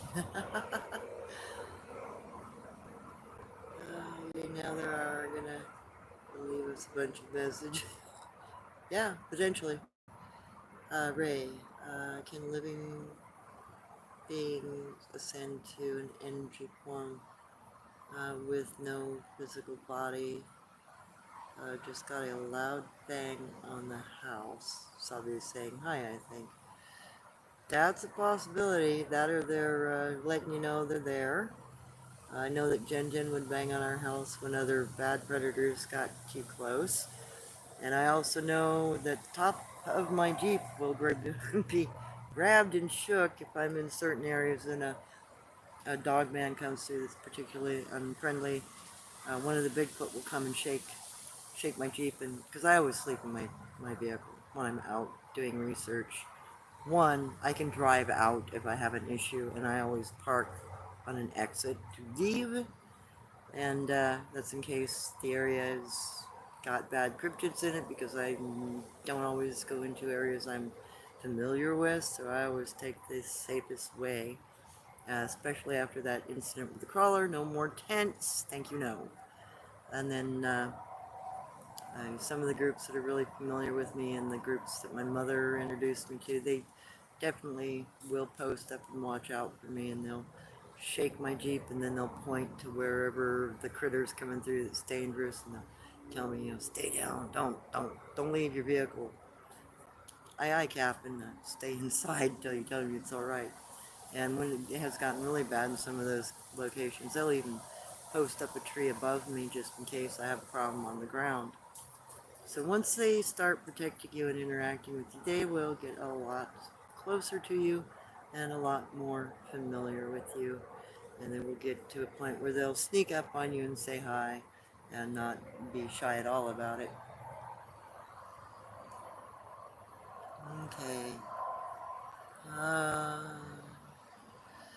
Are you sure? Is their eyesight such that they can see you in detail, including flesh tone, at a distance of 80 feet while their eye shine is showing? When my eye shine is active and working, um, I don't see quite the same way. It's not that I'm looking at your skin tone. I can see your outline, uh, and I can tell depth in the body. I can tell if you're facing me. I can see the outlines of your eyes, that sort of thing. But I also see kind of your energy signal, almost like infrared sight, not black and white. It's more like brown and black. It's very very different way of seeing the world. It's like being, it's like you're able to see the person's actual energy, not just their form. So there's something a little different about it. And I know that in absolute pitch black, my eyes will open. And when I can't see you, and it's pitch black to the point where you can't see your hand 10 feet, or not 10 feet, at the end of your arm, you can't see your hand. When my, tap it loose and I'm open, I can see the outline of my fingers. I can see my hand, but I'm not seeing skin tone. It's more like I'm seeing the image of it. It's like I'm seeing the residual energy of it, but I know it's physically there. But I'm not seeing a whole lot of detail. It's just all of a sudden I can see something that I couldn't previously see because it's so pitch black. It's like you know being in a cave and being able to turn just like the most minuscule level of a dimmer switch on. Does that make sense? Okay. We got some J babies going crazy over here. It's like they're on a feeding route. Verax Ray, juveniles letting you know that they know that you're thinking that potentially. Sky, they'll also show up blue in orb form. Yeah, I've never seen that. I've actually never been in an area at the same time where there are orbs and Bigfoot. Native lore suggests that orbs are spirits and or fae people, little people. Might be another life form. Don't know. Just depends on the tribal lore you regard as true. The one and only set of orbs I've ever seen weren't associated with Bigfoot or around when there was a Bigfoot. And the only time I've ever seen them bouncing around on a piece of property, there was no Bigfoot in the area. They were bouncing through a person's home. So I don't think they're associated, and I'm pretty sure they don't turn into them because Jen Jen never turned into an orb. She never stepped through a portal. She foraged daily on our property and she goes sleep in the chicken coop at night. I'd go in the morning and wake her up if I wanted to play early. And if she were, tired and wanting to take a nap, half the time I'd go lay down in the building with her and just sleep on the dirt floor next to her on my blanket. If nobody noticed I was gone, I knew I was safe next to her. And part of the reason why I did that is because we had a lot of stray dogs that were packing up in the area, and they would occasionally come onto the mink ranch. And if I wanted to be outside in a safe spot asleep, I figured sleeping next to her would be better than sleeping in the open field, because she'd at least kill them or pick me up. Barracks, in your experience, have any teachings or lore been passed down that speak of the first people not wanting their photos taken because it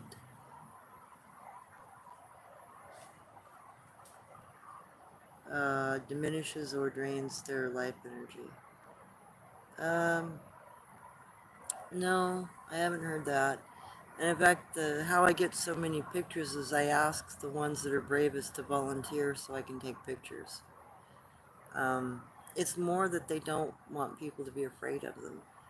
They don't want people to be scared of them, and they don't want people to know where they're at. Because they quite frankly don't trust most of us.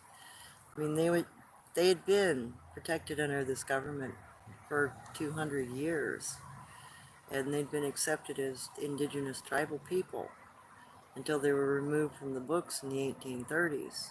They were removed from the tribal rolls, and then people started shooting them and stuffing them and tricking them and killing them and genociding them. And in some areas, that still is occurring. There's still government agencies that will hunt and kill them. And they don't care if they're friendly or not. In fact, they seem to focus on the friendly ones more than they focus on the dangerous ones. So there's a long history of them not being able to trust us. That might be a factor there.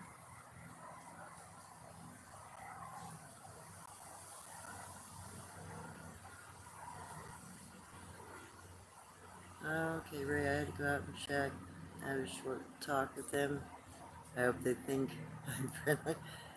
Yeah, they'll come around, or they'll let you know. Just, how long you been there? Because if you've been there for months and they haven't bothered, they're probably just trying to adjust. Ask them if they need anything. Are you in the way? Is there something they need? Maybe they are in need of something and trying to get your attention. Ben, I will post the Kana. Oh, thank you. Yes. Yes, let me see if I can get a translation for you.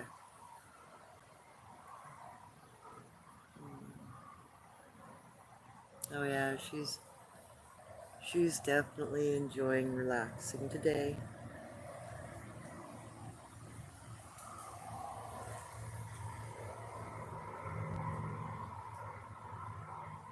Okay, Ray, I'm thinking my next vehicle when I go west to Sasquatch search may be a truck or SUV or van. Yeah, and make sure you got some clearance under it and it's kind of narrow. Because a lot of the, oh my god, a lot of the logging roads out here are 6 inches shy of you going over the freaking cliff edge in some areas. They're really narrow, and be aware of that. And a lot of them are at this freaking angle, so make sure you got some good four-wheel drive under you.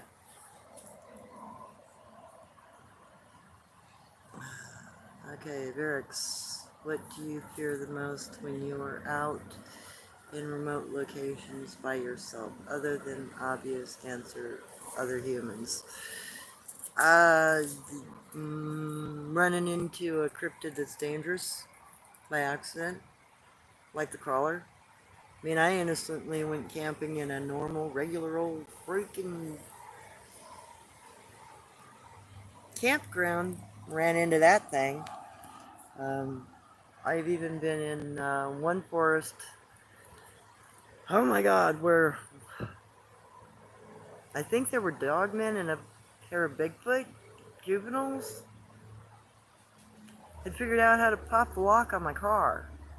And I don't know if they were doing it mentally or if they had learned to use a Slim Jim, but they had popped.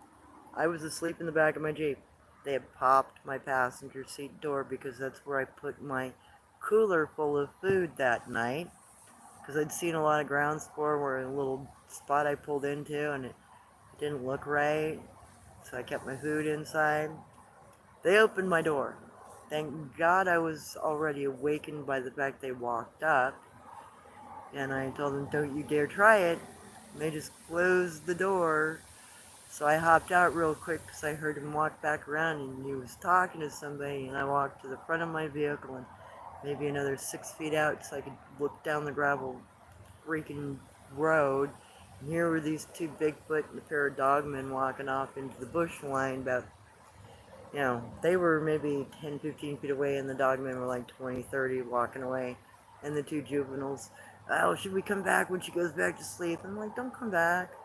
I'll cook you food in the morning. I'll leave 2 or 4 plates. How many do you want? I gotta, downsize what I'm carrying anyway. I'll leave you food." They didn't bother me for the rest of the night. I could hear them 30, 40 feet away. And in the morning, yeah, I made food. It was a drizzly cold day. It was fall. So I left them hot food for breakfast and took off the next day. But yeah, the worst thing is coming across something that's dangerous.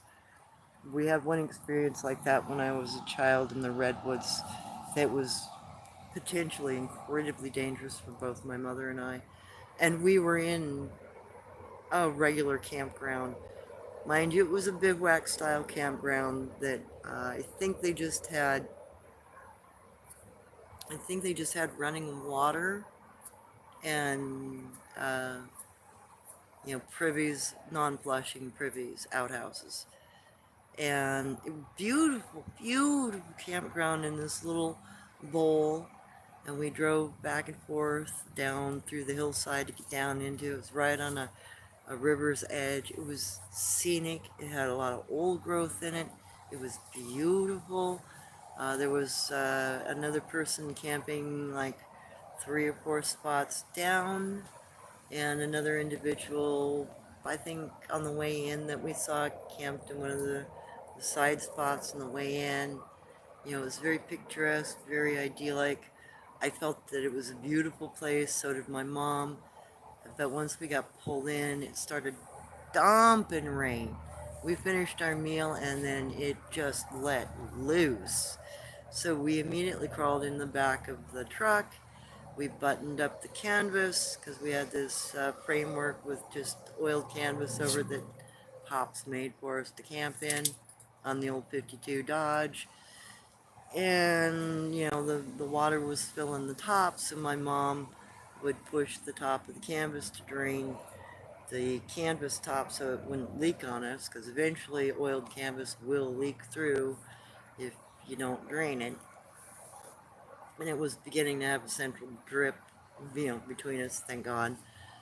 So mom, doing that, attracted the attention of a cryptid. Turned out to be a gugway.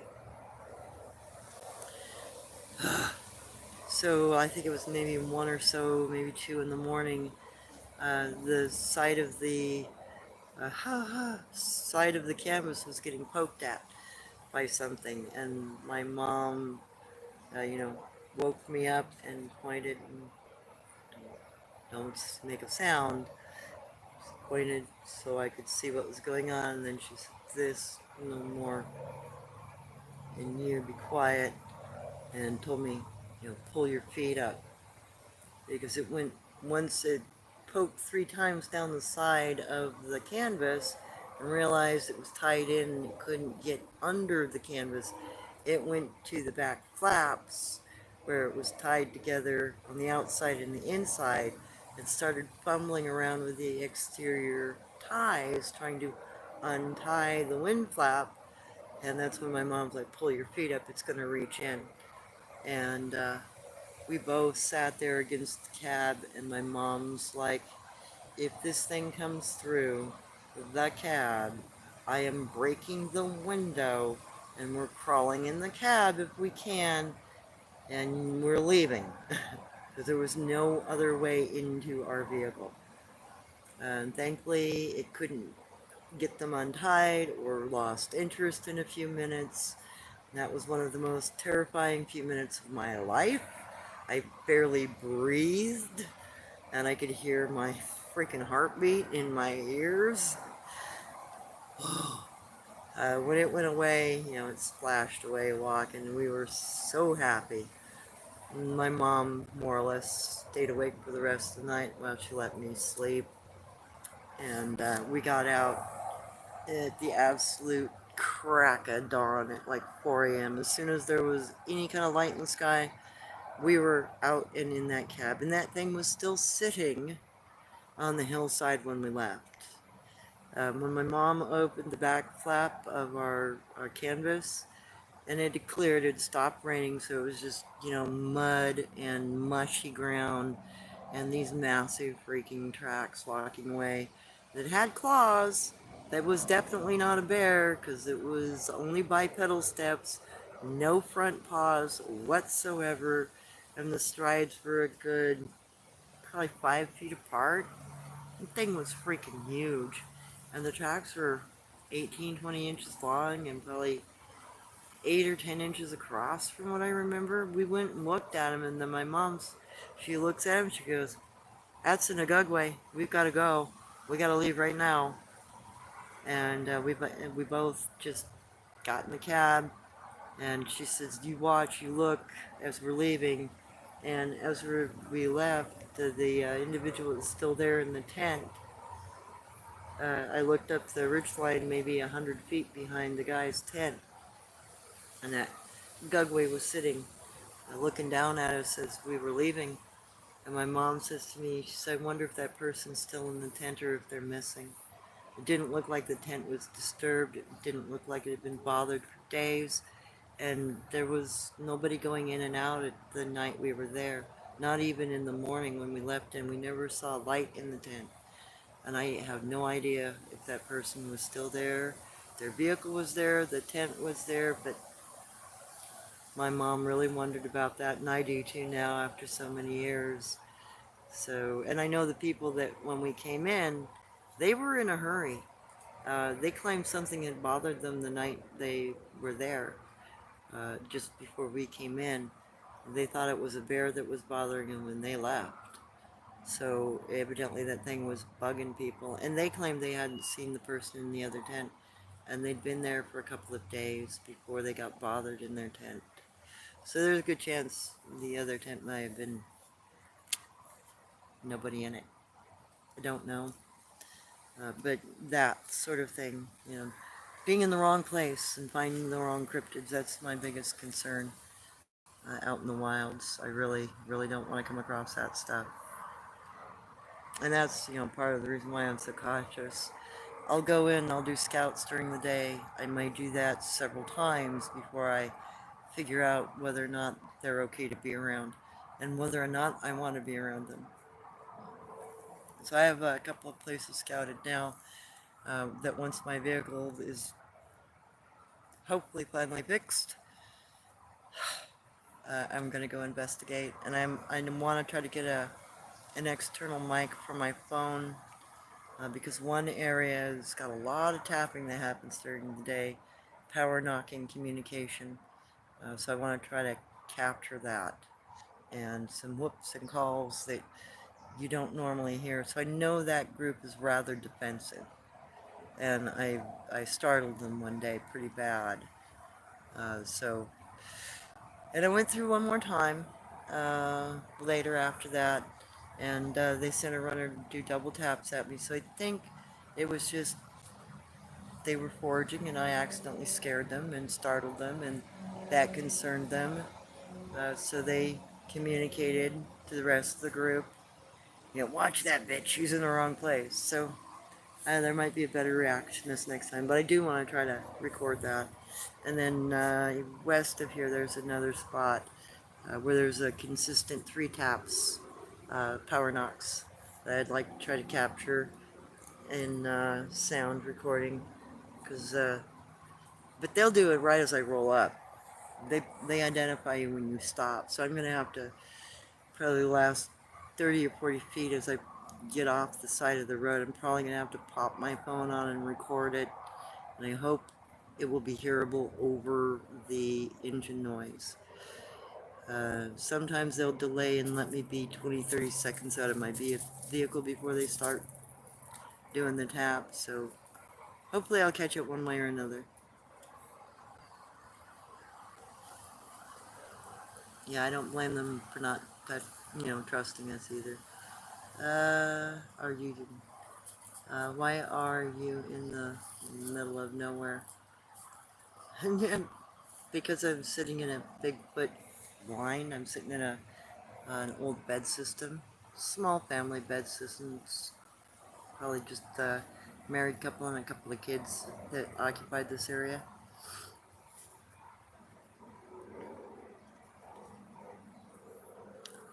Okay, hey Melissa. Oh, let me go back up to Are You Sure? The image of the dog man. Slim Jim. Yeah, right?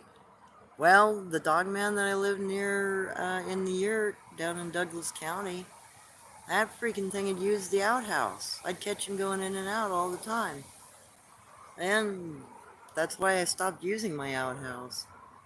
Because he kept trying to get into it while I was using it. So he was pushy about it too. So I wouldn't put it past some of these people that understand what an outhouse is and utilize them. And I do know of one dogman group that actually also uses punk wood to wipe their rear ends with. So some of them have a concept of a rudimentary form of toilet paper. You want some water, baby? It's right there. Oh, okay. Are you getting bored? Okay, Melissa, where do crawlers come from? Are there a lot of them? That's scary. The native lore say they are cave dwellers. And I wouldn't doubt that at all. There's been quite a few incidences of people seeing them going in and out of caves. You know, face eaters, crawlers, um, probably even wendigos and wraiths may all occupy caves. That's probably why a lot of Bigfoot and other cryptids stay out of caves and live primarily on the ground or in trees. So, native lore claims that they live in caves. Some of the lore suggests they were originally tribal people that have gone down into caves during, you know, times of destruction on the planet, and that they just kept living in the caves, and they've become so inbred and so adapted to being in the caves, and they're cannibalistic, so they just live that way. And then there's other lore that suggests that they are potentially chrysalis, you know, people that have gone down the wrong path and nursed the wrong wolf and become fascinated with blood and hunger. So there are two different lores about where they may potentially come from. But with the fact that they look so very humanoid. I mean, they really just look like scrawny, pale, emaciated humans. You know, a little bit kind of on the Gollum-y side in their look overall. And it really makes me wonder.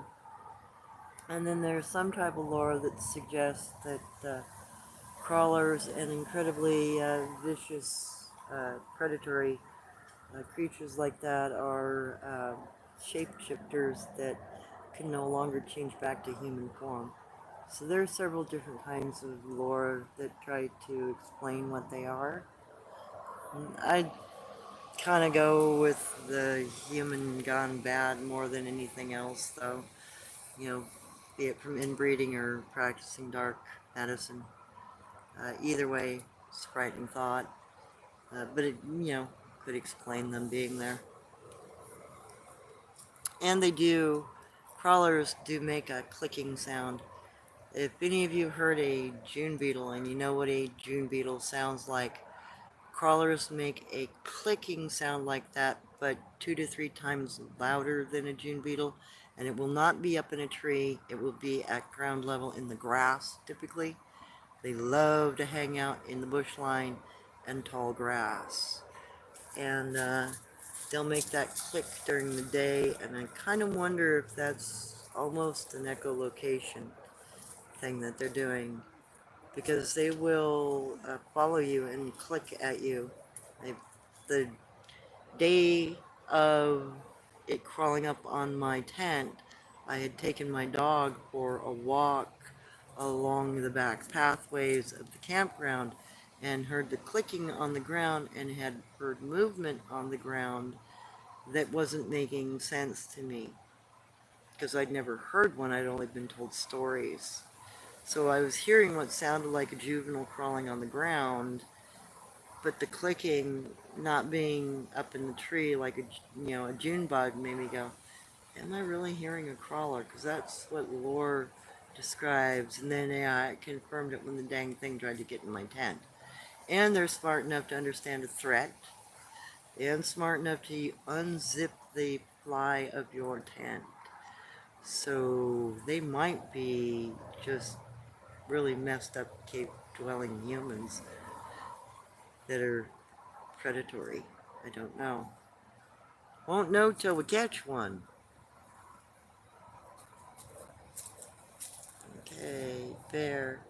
I've seen to the veiled pics of our land where Bigfoot are hanging with many other from fan little people, fairies, etc. And Bigfoot was showing a mantis how to smile for a picture. Interesting. That's very interesting. Melissa, super scary. Yes. Ray, what do natives do to move past repressed emotional experiences that could be called PTSD? We usually go to a sweat. We talk to our medicine people, and some of them go, go out in the woods, go sit with the Sabe and learn how to deal with it. But a lot of the time, it's you learn to let go of the fear, because typically PTSD comes around because you've been intensely terrified of something, and that fear remains with you, though it's not recognizable to you. So you have to be able to recognize it again, and once you're able to do that, then you can actually cure yourself of PTSD. You can teach yourself not to be reactionary anymore. It takes some time. You got to have some patience with yourself, and you have to be willing to step back through that fear wall and re-experience that experience and let go of it or understand it, depending on what the circumstances were. So their natives they usually go through a series of cleansings and prayer to remove it. But you can also do it in a more naturalistic. Go meditate in the woods, let go of it, sink it in the ground, give it away. Understand it, look at it for what it is, realize that you had the experience as a, your body was trying to maybe preserve your life, and your consciousness wasn't in agreement with that. There are several different reasons why you can have PTSD. Fear is one of the biggest factors, though, and not recognizing that you were terrified out of your wits. And I have that for these sickle people, because I ran into a sickle cryptid when I was a child, and it scared the living out of me. And I didn't realize it until I saw the trackway again, just this spring here, and I was filming when I went through my PTSD moment. I couldn't say it.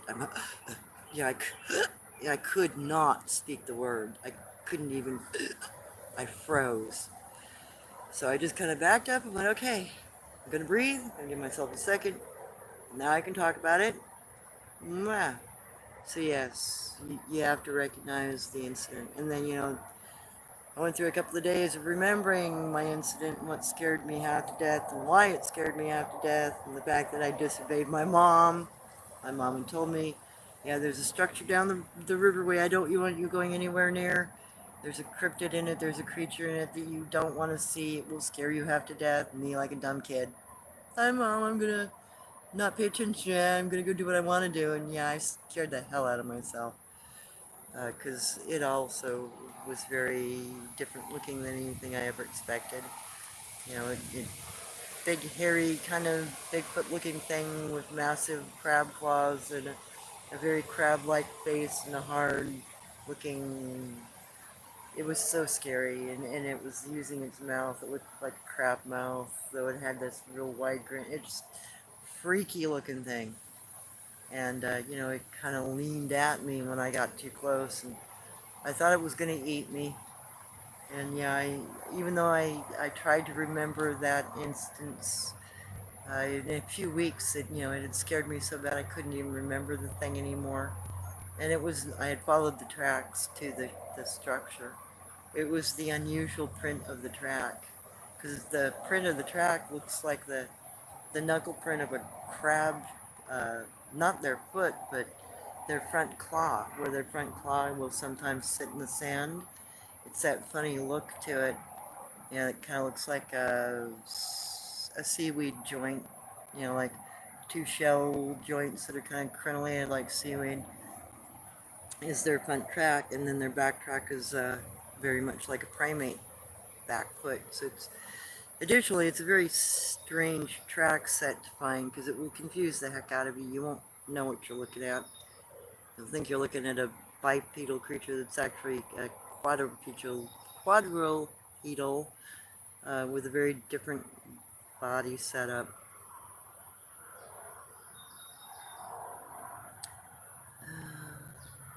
is car camping with magnetic nets on roll down windows recommended in cryptid areas.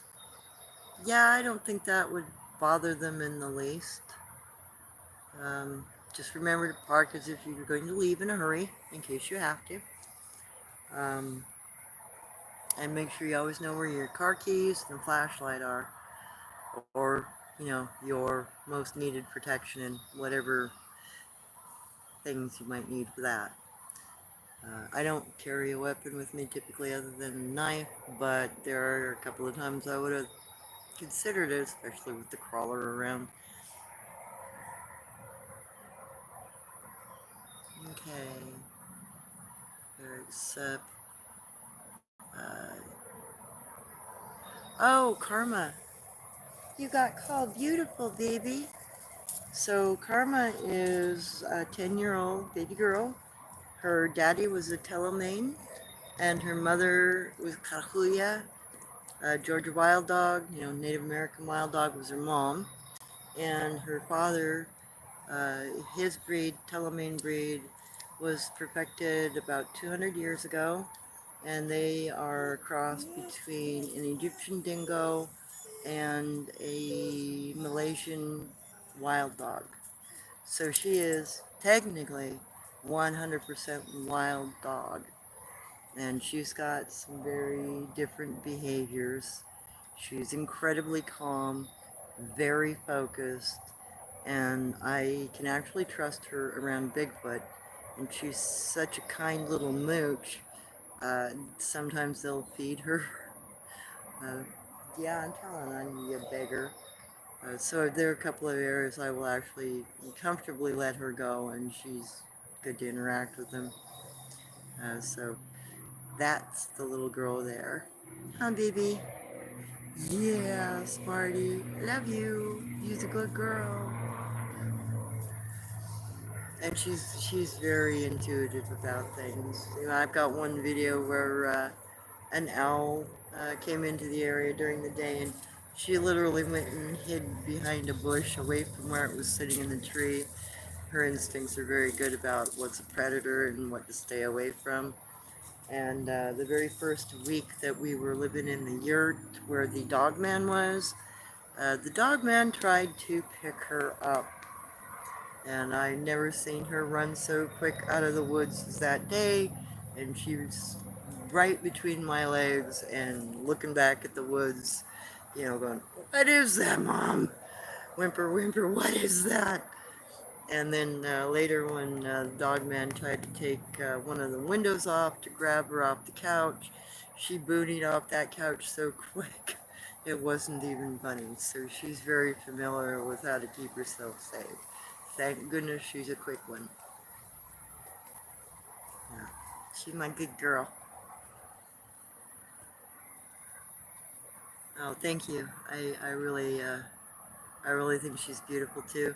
In fact, during the summer, that's one of the things that happens a lot. We'll be driving along in town and people will drive up and go, or be at a stoplight, look over and go, "Oh, she's really pretty. She's got a gorgeous dog." I'm like, "Thank you." I think she's one of the most beautiful dogs I've ever had, actually. And she's got a prehensile tail. She could actually kind of wrap her tail around her wrist. She's got a nerve that allows her to do that. So she's a little unique that way too. And she's got blue night eye shine usually. She'll kind of flip back and forth between green and blue, but mostly blue. So she's got a little wild dog in her for sure.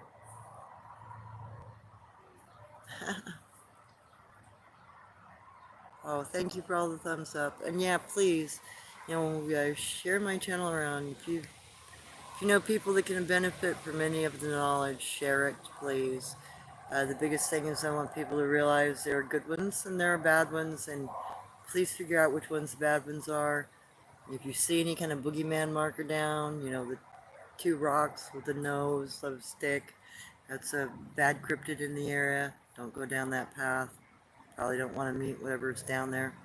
And especially if you're out hunting or hiking, You know, that's a real easy communication that Sabe Bigfoot use about bad cryptids that we can also utilize to keep ourselves safe with. Because that's something that also occurred as soon as the Gugway came onto the property.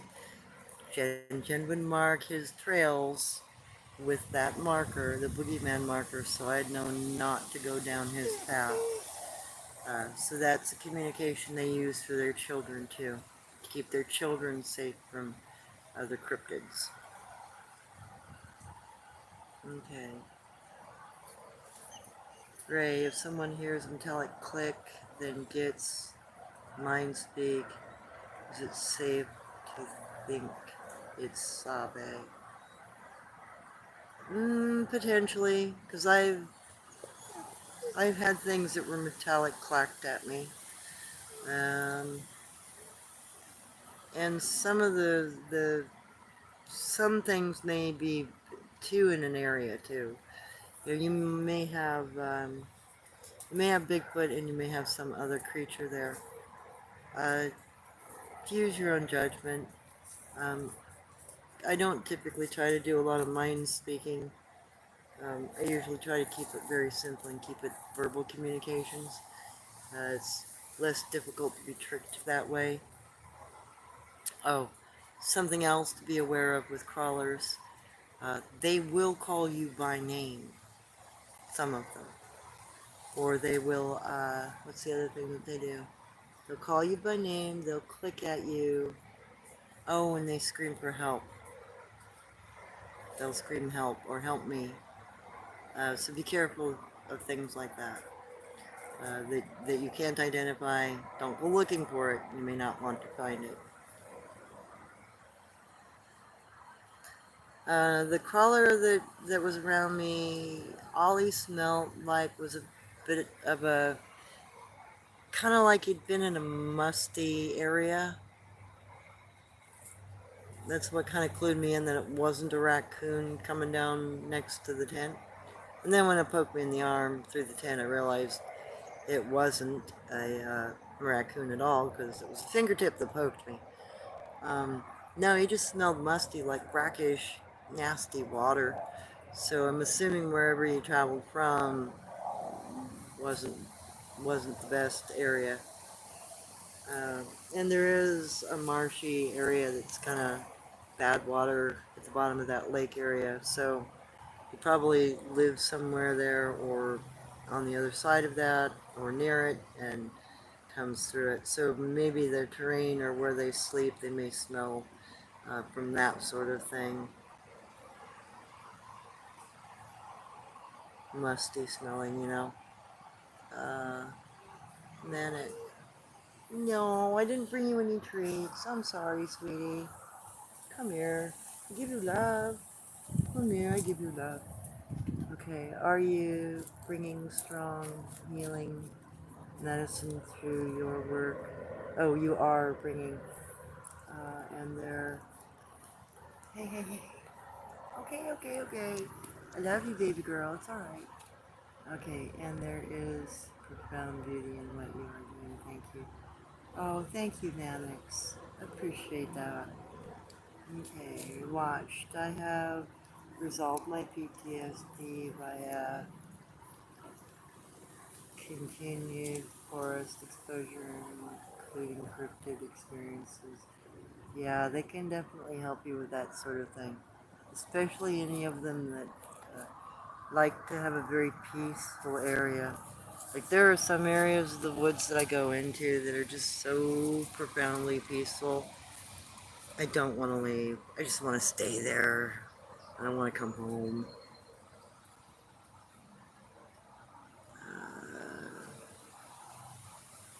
Yes, writing down the experiences can help that. Uh,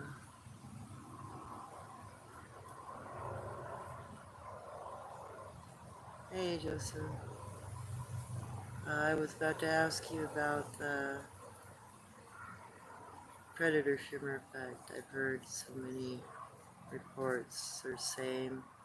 Yeah, in fact, probably know that's maybe where the movie companies got it from.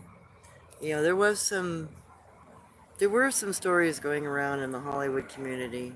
The only reason why I know this is because I used to make sword blades for some movies. So every once in a while you get a little rumor here and there. And one of the rumors was when they were filming Return of the Jedi, I think it was, and they were on out in the redwoods with Chewbacca, his character.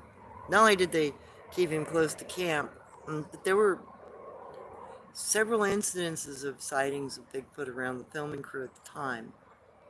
So they may have witnessed something like that and later, talked about it enough that it was included in later movies attached to a different kind of creature like the Predator. I don't know, but it is astounding that the two effects look so freaking similar. You don't get that whole outline with the Bigfoot, you just get the whole leafy shimmer effect with them. But it's very, very similar overall. So who knows?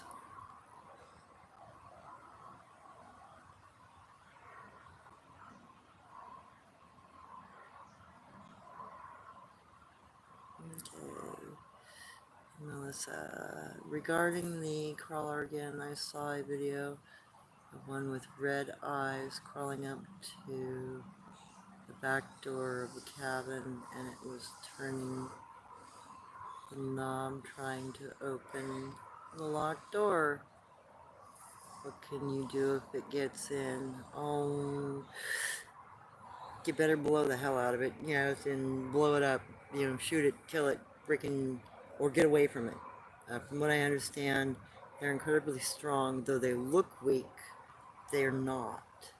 I've not heard of them having red eye shine. The one that I had my experience with, I had very pale, yellow, almost white eye shine, but that doesn't mean anything. They may have different eye shine in different areas. I don't know. And sometimes the lore doesn't give enough details in that kind of regard. So, I would try to either get away from it or kill it. There's some lore that suggests that they're really hard to kill too. So I would try to get away from something like that if it got in, but I'd definitely be defending myself. Oh my god, I'd be defending myself as well as I could in any way that I could.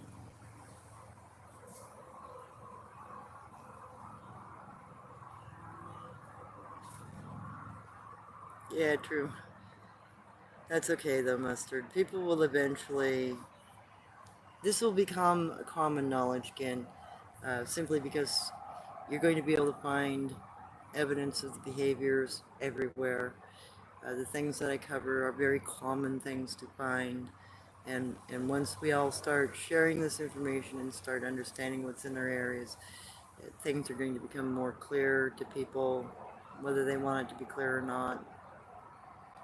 Additionally, now trappers and hunters are starting to come forward here and there every once in a while and share their stories. So that is an excellent thing to happen, because those people have the ability to identify grounds for animal evidence. They'll be able to delineate and know for sure that something isn't a cougar or isn't another predator like a bear, and has a different kind of track or evidence around. So this information may help them as well delineate further what they're seeing in their areas, hunting areas, whatnot.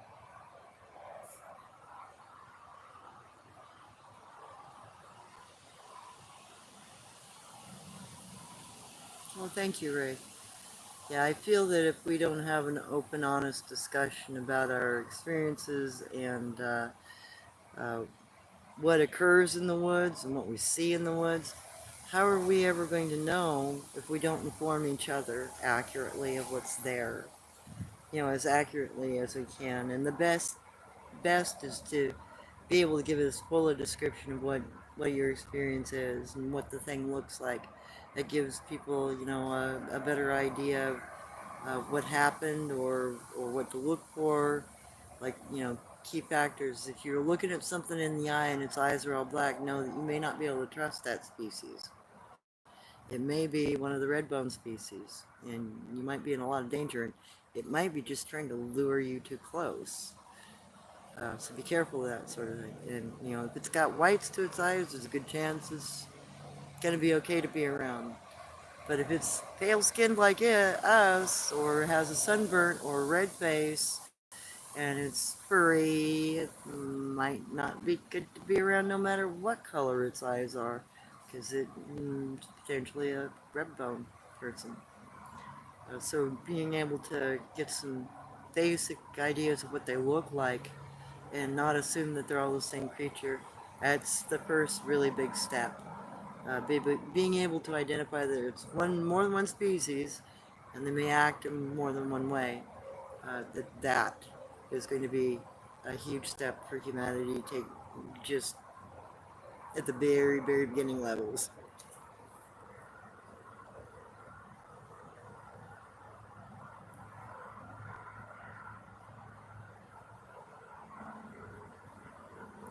Yeah, I'm just trying to make sure that the lore doesn't get watered down or misunderstood. I'm trying to make it as clear as possible and trying to give as many visual examples of stuff as I can, because it was the way I was taught.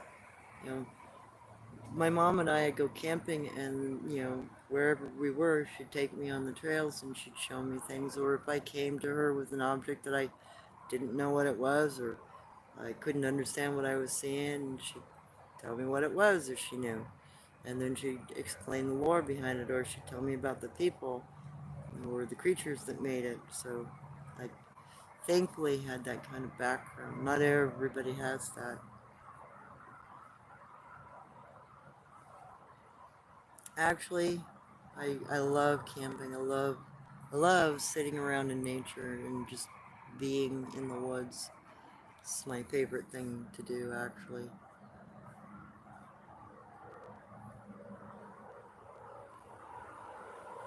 Joseph, okay, the internet is poisoned with snarky, lazy folks who have nothing good to say. I reacted. Knee-jerk. Well, I have that knee-jerk reaction myself at times. We all have that at one time or another over this subject or another one. And it's usually because we feel strongly about something, or we know a truth that may not be known to others.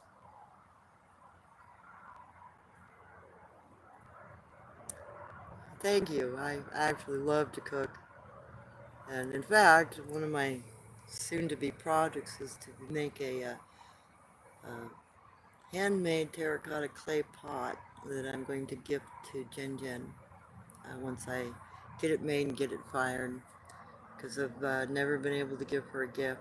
I was able to give Blanche a gift, so I'm going to give her a gift. Whether she wants it or not, I hope she accepts it.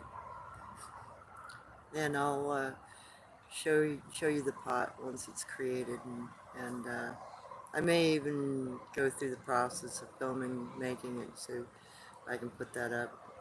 I've already collected the clay out of a hillside. I've already cleaned it. It's drying out from getting all the junk collected out of it, taking all the moss and the little pine needles and stuff out. And it's really nice. I'm really happy with the clay, but it's just still too wet to work. I gotta let it dry out more. That shimmer is in Davis Athletic. Yeah, yep. Shimmer in the trees. Yeah, yeah. I've heard a lot about that now, enough for me to go, okay, it must have been what Jen was practicing, and it must have been what I've seen previously in two other occasions. Not that I've seen a whole lot of it. It's not, I don't think every one of them can do it. I think it's just special people or people that are born within their communities that have those talents. So I'm pretty sure not every one of them can do it.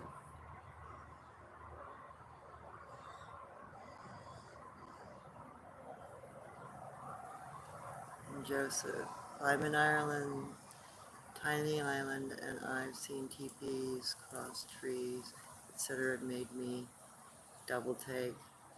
The Vickers are visiting us also. Yeah, there are actually stories in the British Isles of wild men, and there are quite a few species of wild men. There are even some dog men over there, from what the old indigenous lore of the Picts and British Islander people, and you know, there's still lore there. Even the churches over there occasionally have depictions of wild men on them. When I was in London, I got to see one of the older churches, and it had a lot of depictions. I really wanted to go in the building, but it was closed for renovations at the time.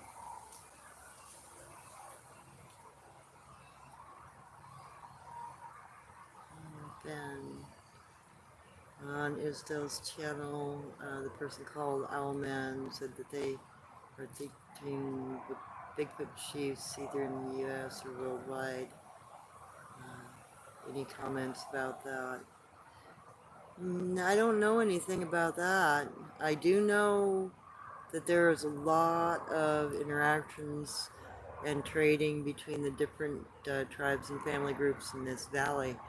So there might be some, hierarchic system that I'm completely unaware of. And I wouldn't doubt that they can trade across in probably some pretty good distances. They've got to have some ways about them that we're not aware of. And some of that might just be, old tunnel ways or old track ways or old routes that we don't go anymore. Maybe we can't go that they can still go. So and then there's also the factor that if they've been here since the time of Pangea, then they may still occupy any piece of land that broke apart and separated. They may still be original inhabitants in those locations.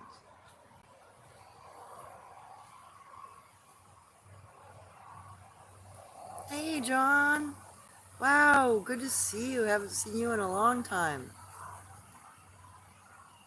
Oh, I'm getting ready to go out and visit them as soon as I have a chance to have enough gas money and get this hopefully last fix done, repair on my vehicle, and then I'll be able to go out there more frequently where Jen and Guanch are, and hopefully my adopted brothers and sisters will let me get footage of them, and hopefully they will allow me to see them.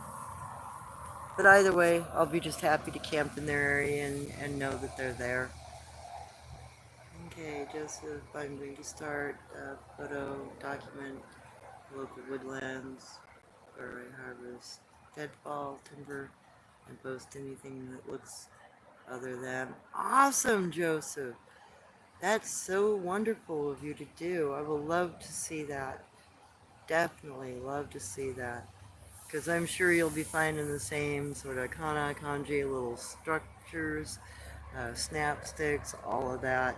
I'm pretty sure they're everywhere in the world. There aren't, as far as I'm aware, there isn't any indigenous lore anywhere in the world that doesn't have some sort of story about some unusual thing that tribes have lived next to. So there's a multitude of different things out there. And I, by all means, do not know as much as I would like to know. Um, but I'm glad I have what I have. So, yay! Thank you guys. This has been a really awesome afternoon hanging out with you.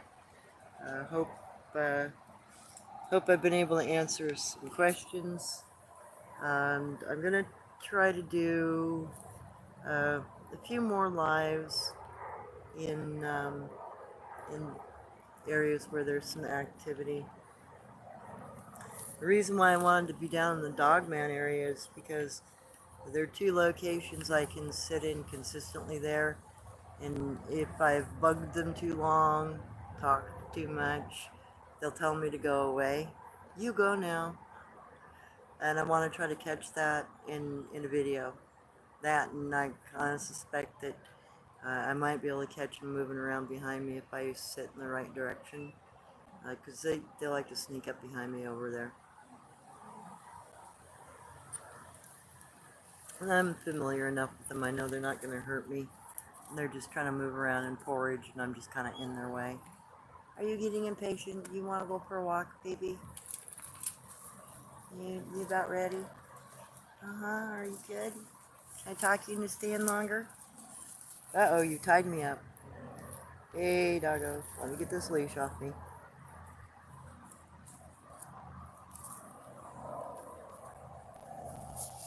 Alright. So, yeah, it's been like 2 hours, 40 minutes.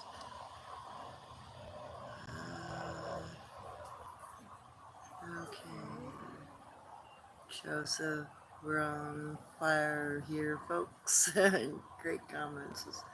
Aside from the obvious trolls who always shoot themselves in the face. Yeah, that's true. They do. Yeah, no problem, Ray. Anytime. I try to be as helpful as I can. I mean, there are some things I just don't know, and I will tell you flat out sometimes I don't have an answer, or maybe give you my opinion, or maybe retell or relay something that I'm familiar with that might help. But you know, there's always a ton of stuff out there to learn, because I'm literally just going off what I know about the West Coast, because I really haven't been too many other places. But I can tell you this: I have been in Great Britain. I was in London, and I found fauna in the little block square parks there and on the sidewalks in some areas. And when I was in Hawaii, I also found kana and kanji. Just about any place I went there too, so I would assume they're everywhere. Barracks, thank you. Yeah, you're welcome, no problem. Uh, yeah, I hope you guys have a great rest of your weekend. And if I can find some time when nobody's around in the few areas I want to try to do my broadcast from, I'll try to catch some language captures. And I'll let you know what I think might happen around or behind me, so you're not, so you might listen for it. And I don't, it's just my dog and I that go out. I don't ever have anybody with me. And if I do, it's going to be somebody like Sunshine or, my friend out there. And they'll be in the film or standing off to the side, and we'll be talking about something, in front of us, whatnot. So rest assured, unless it's somebody I have no idea who the hell they are, my best guess is it's the cryptids saying stuff behind me. So hope you guys have a good one. Thank you for everything. It's been a good time, and please feel free to comment and ask questions. I will do the best I can to answer. And thank you so much. Have a great day. Have a great weekend.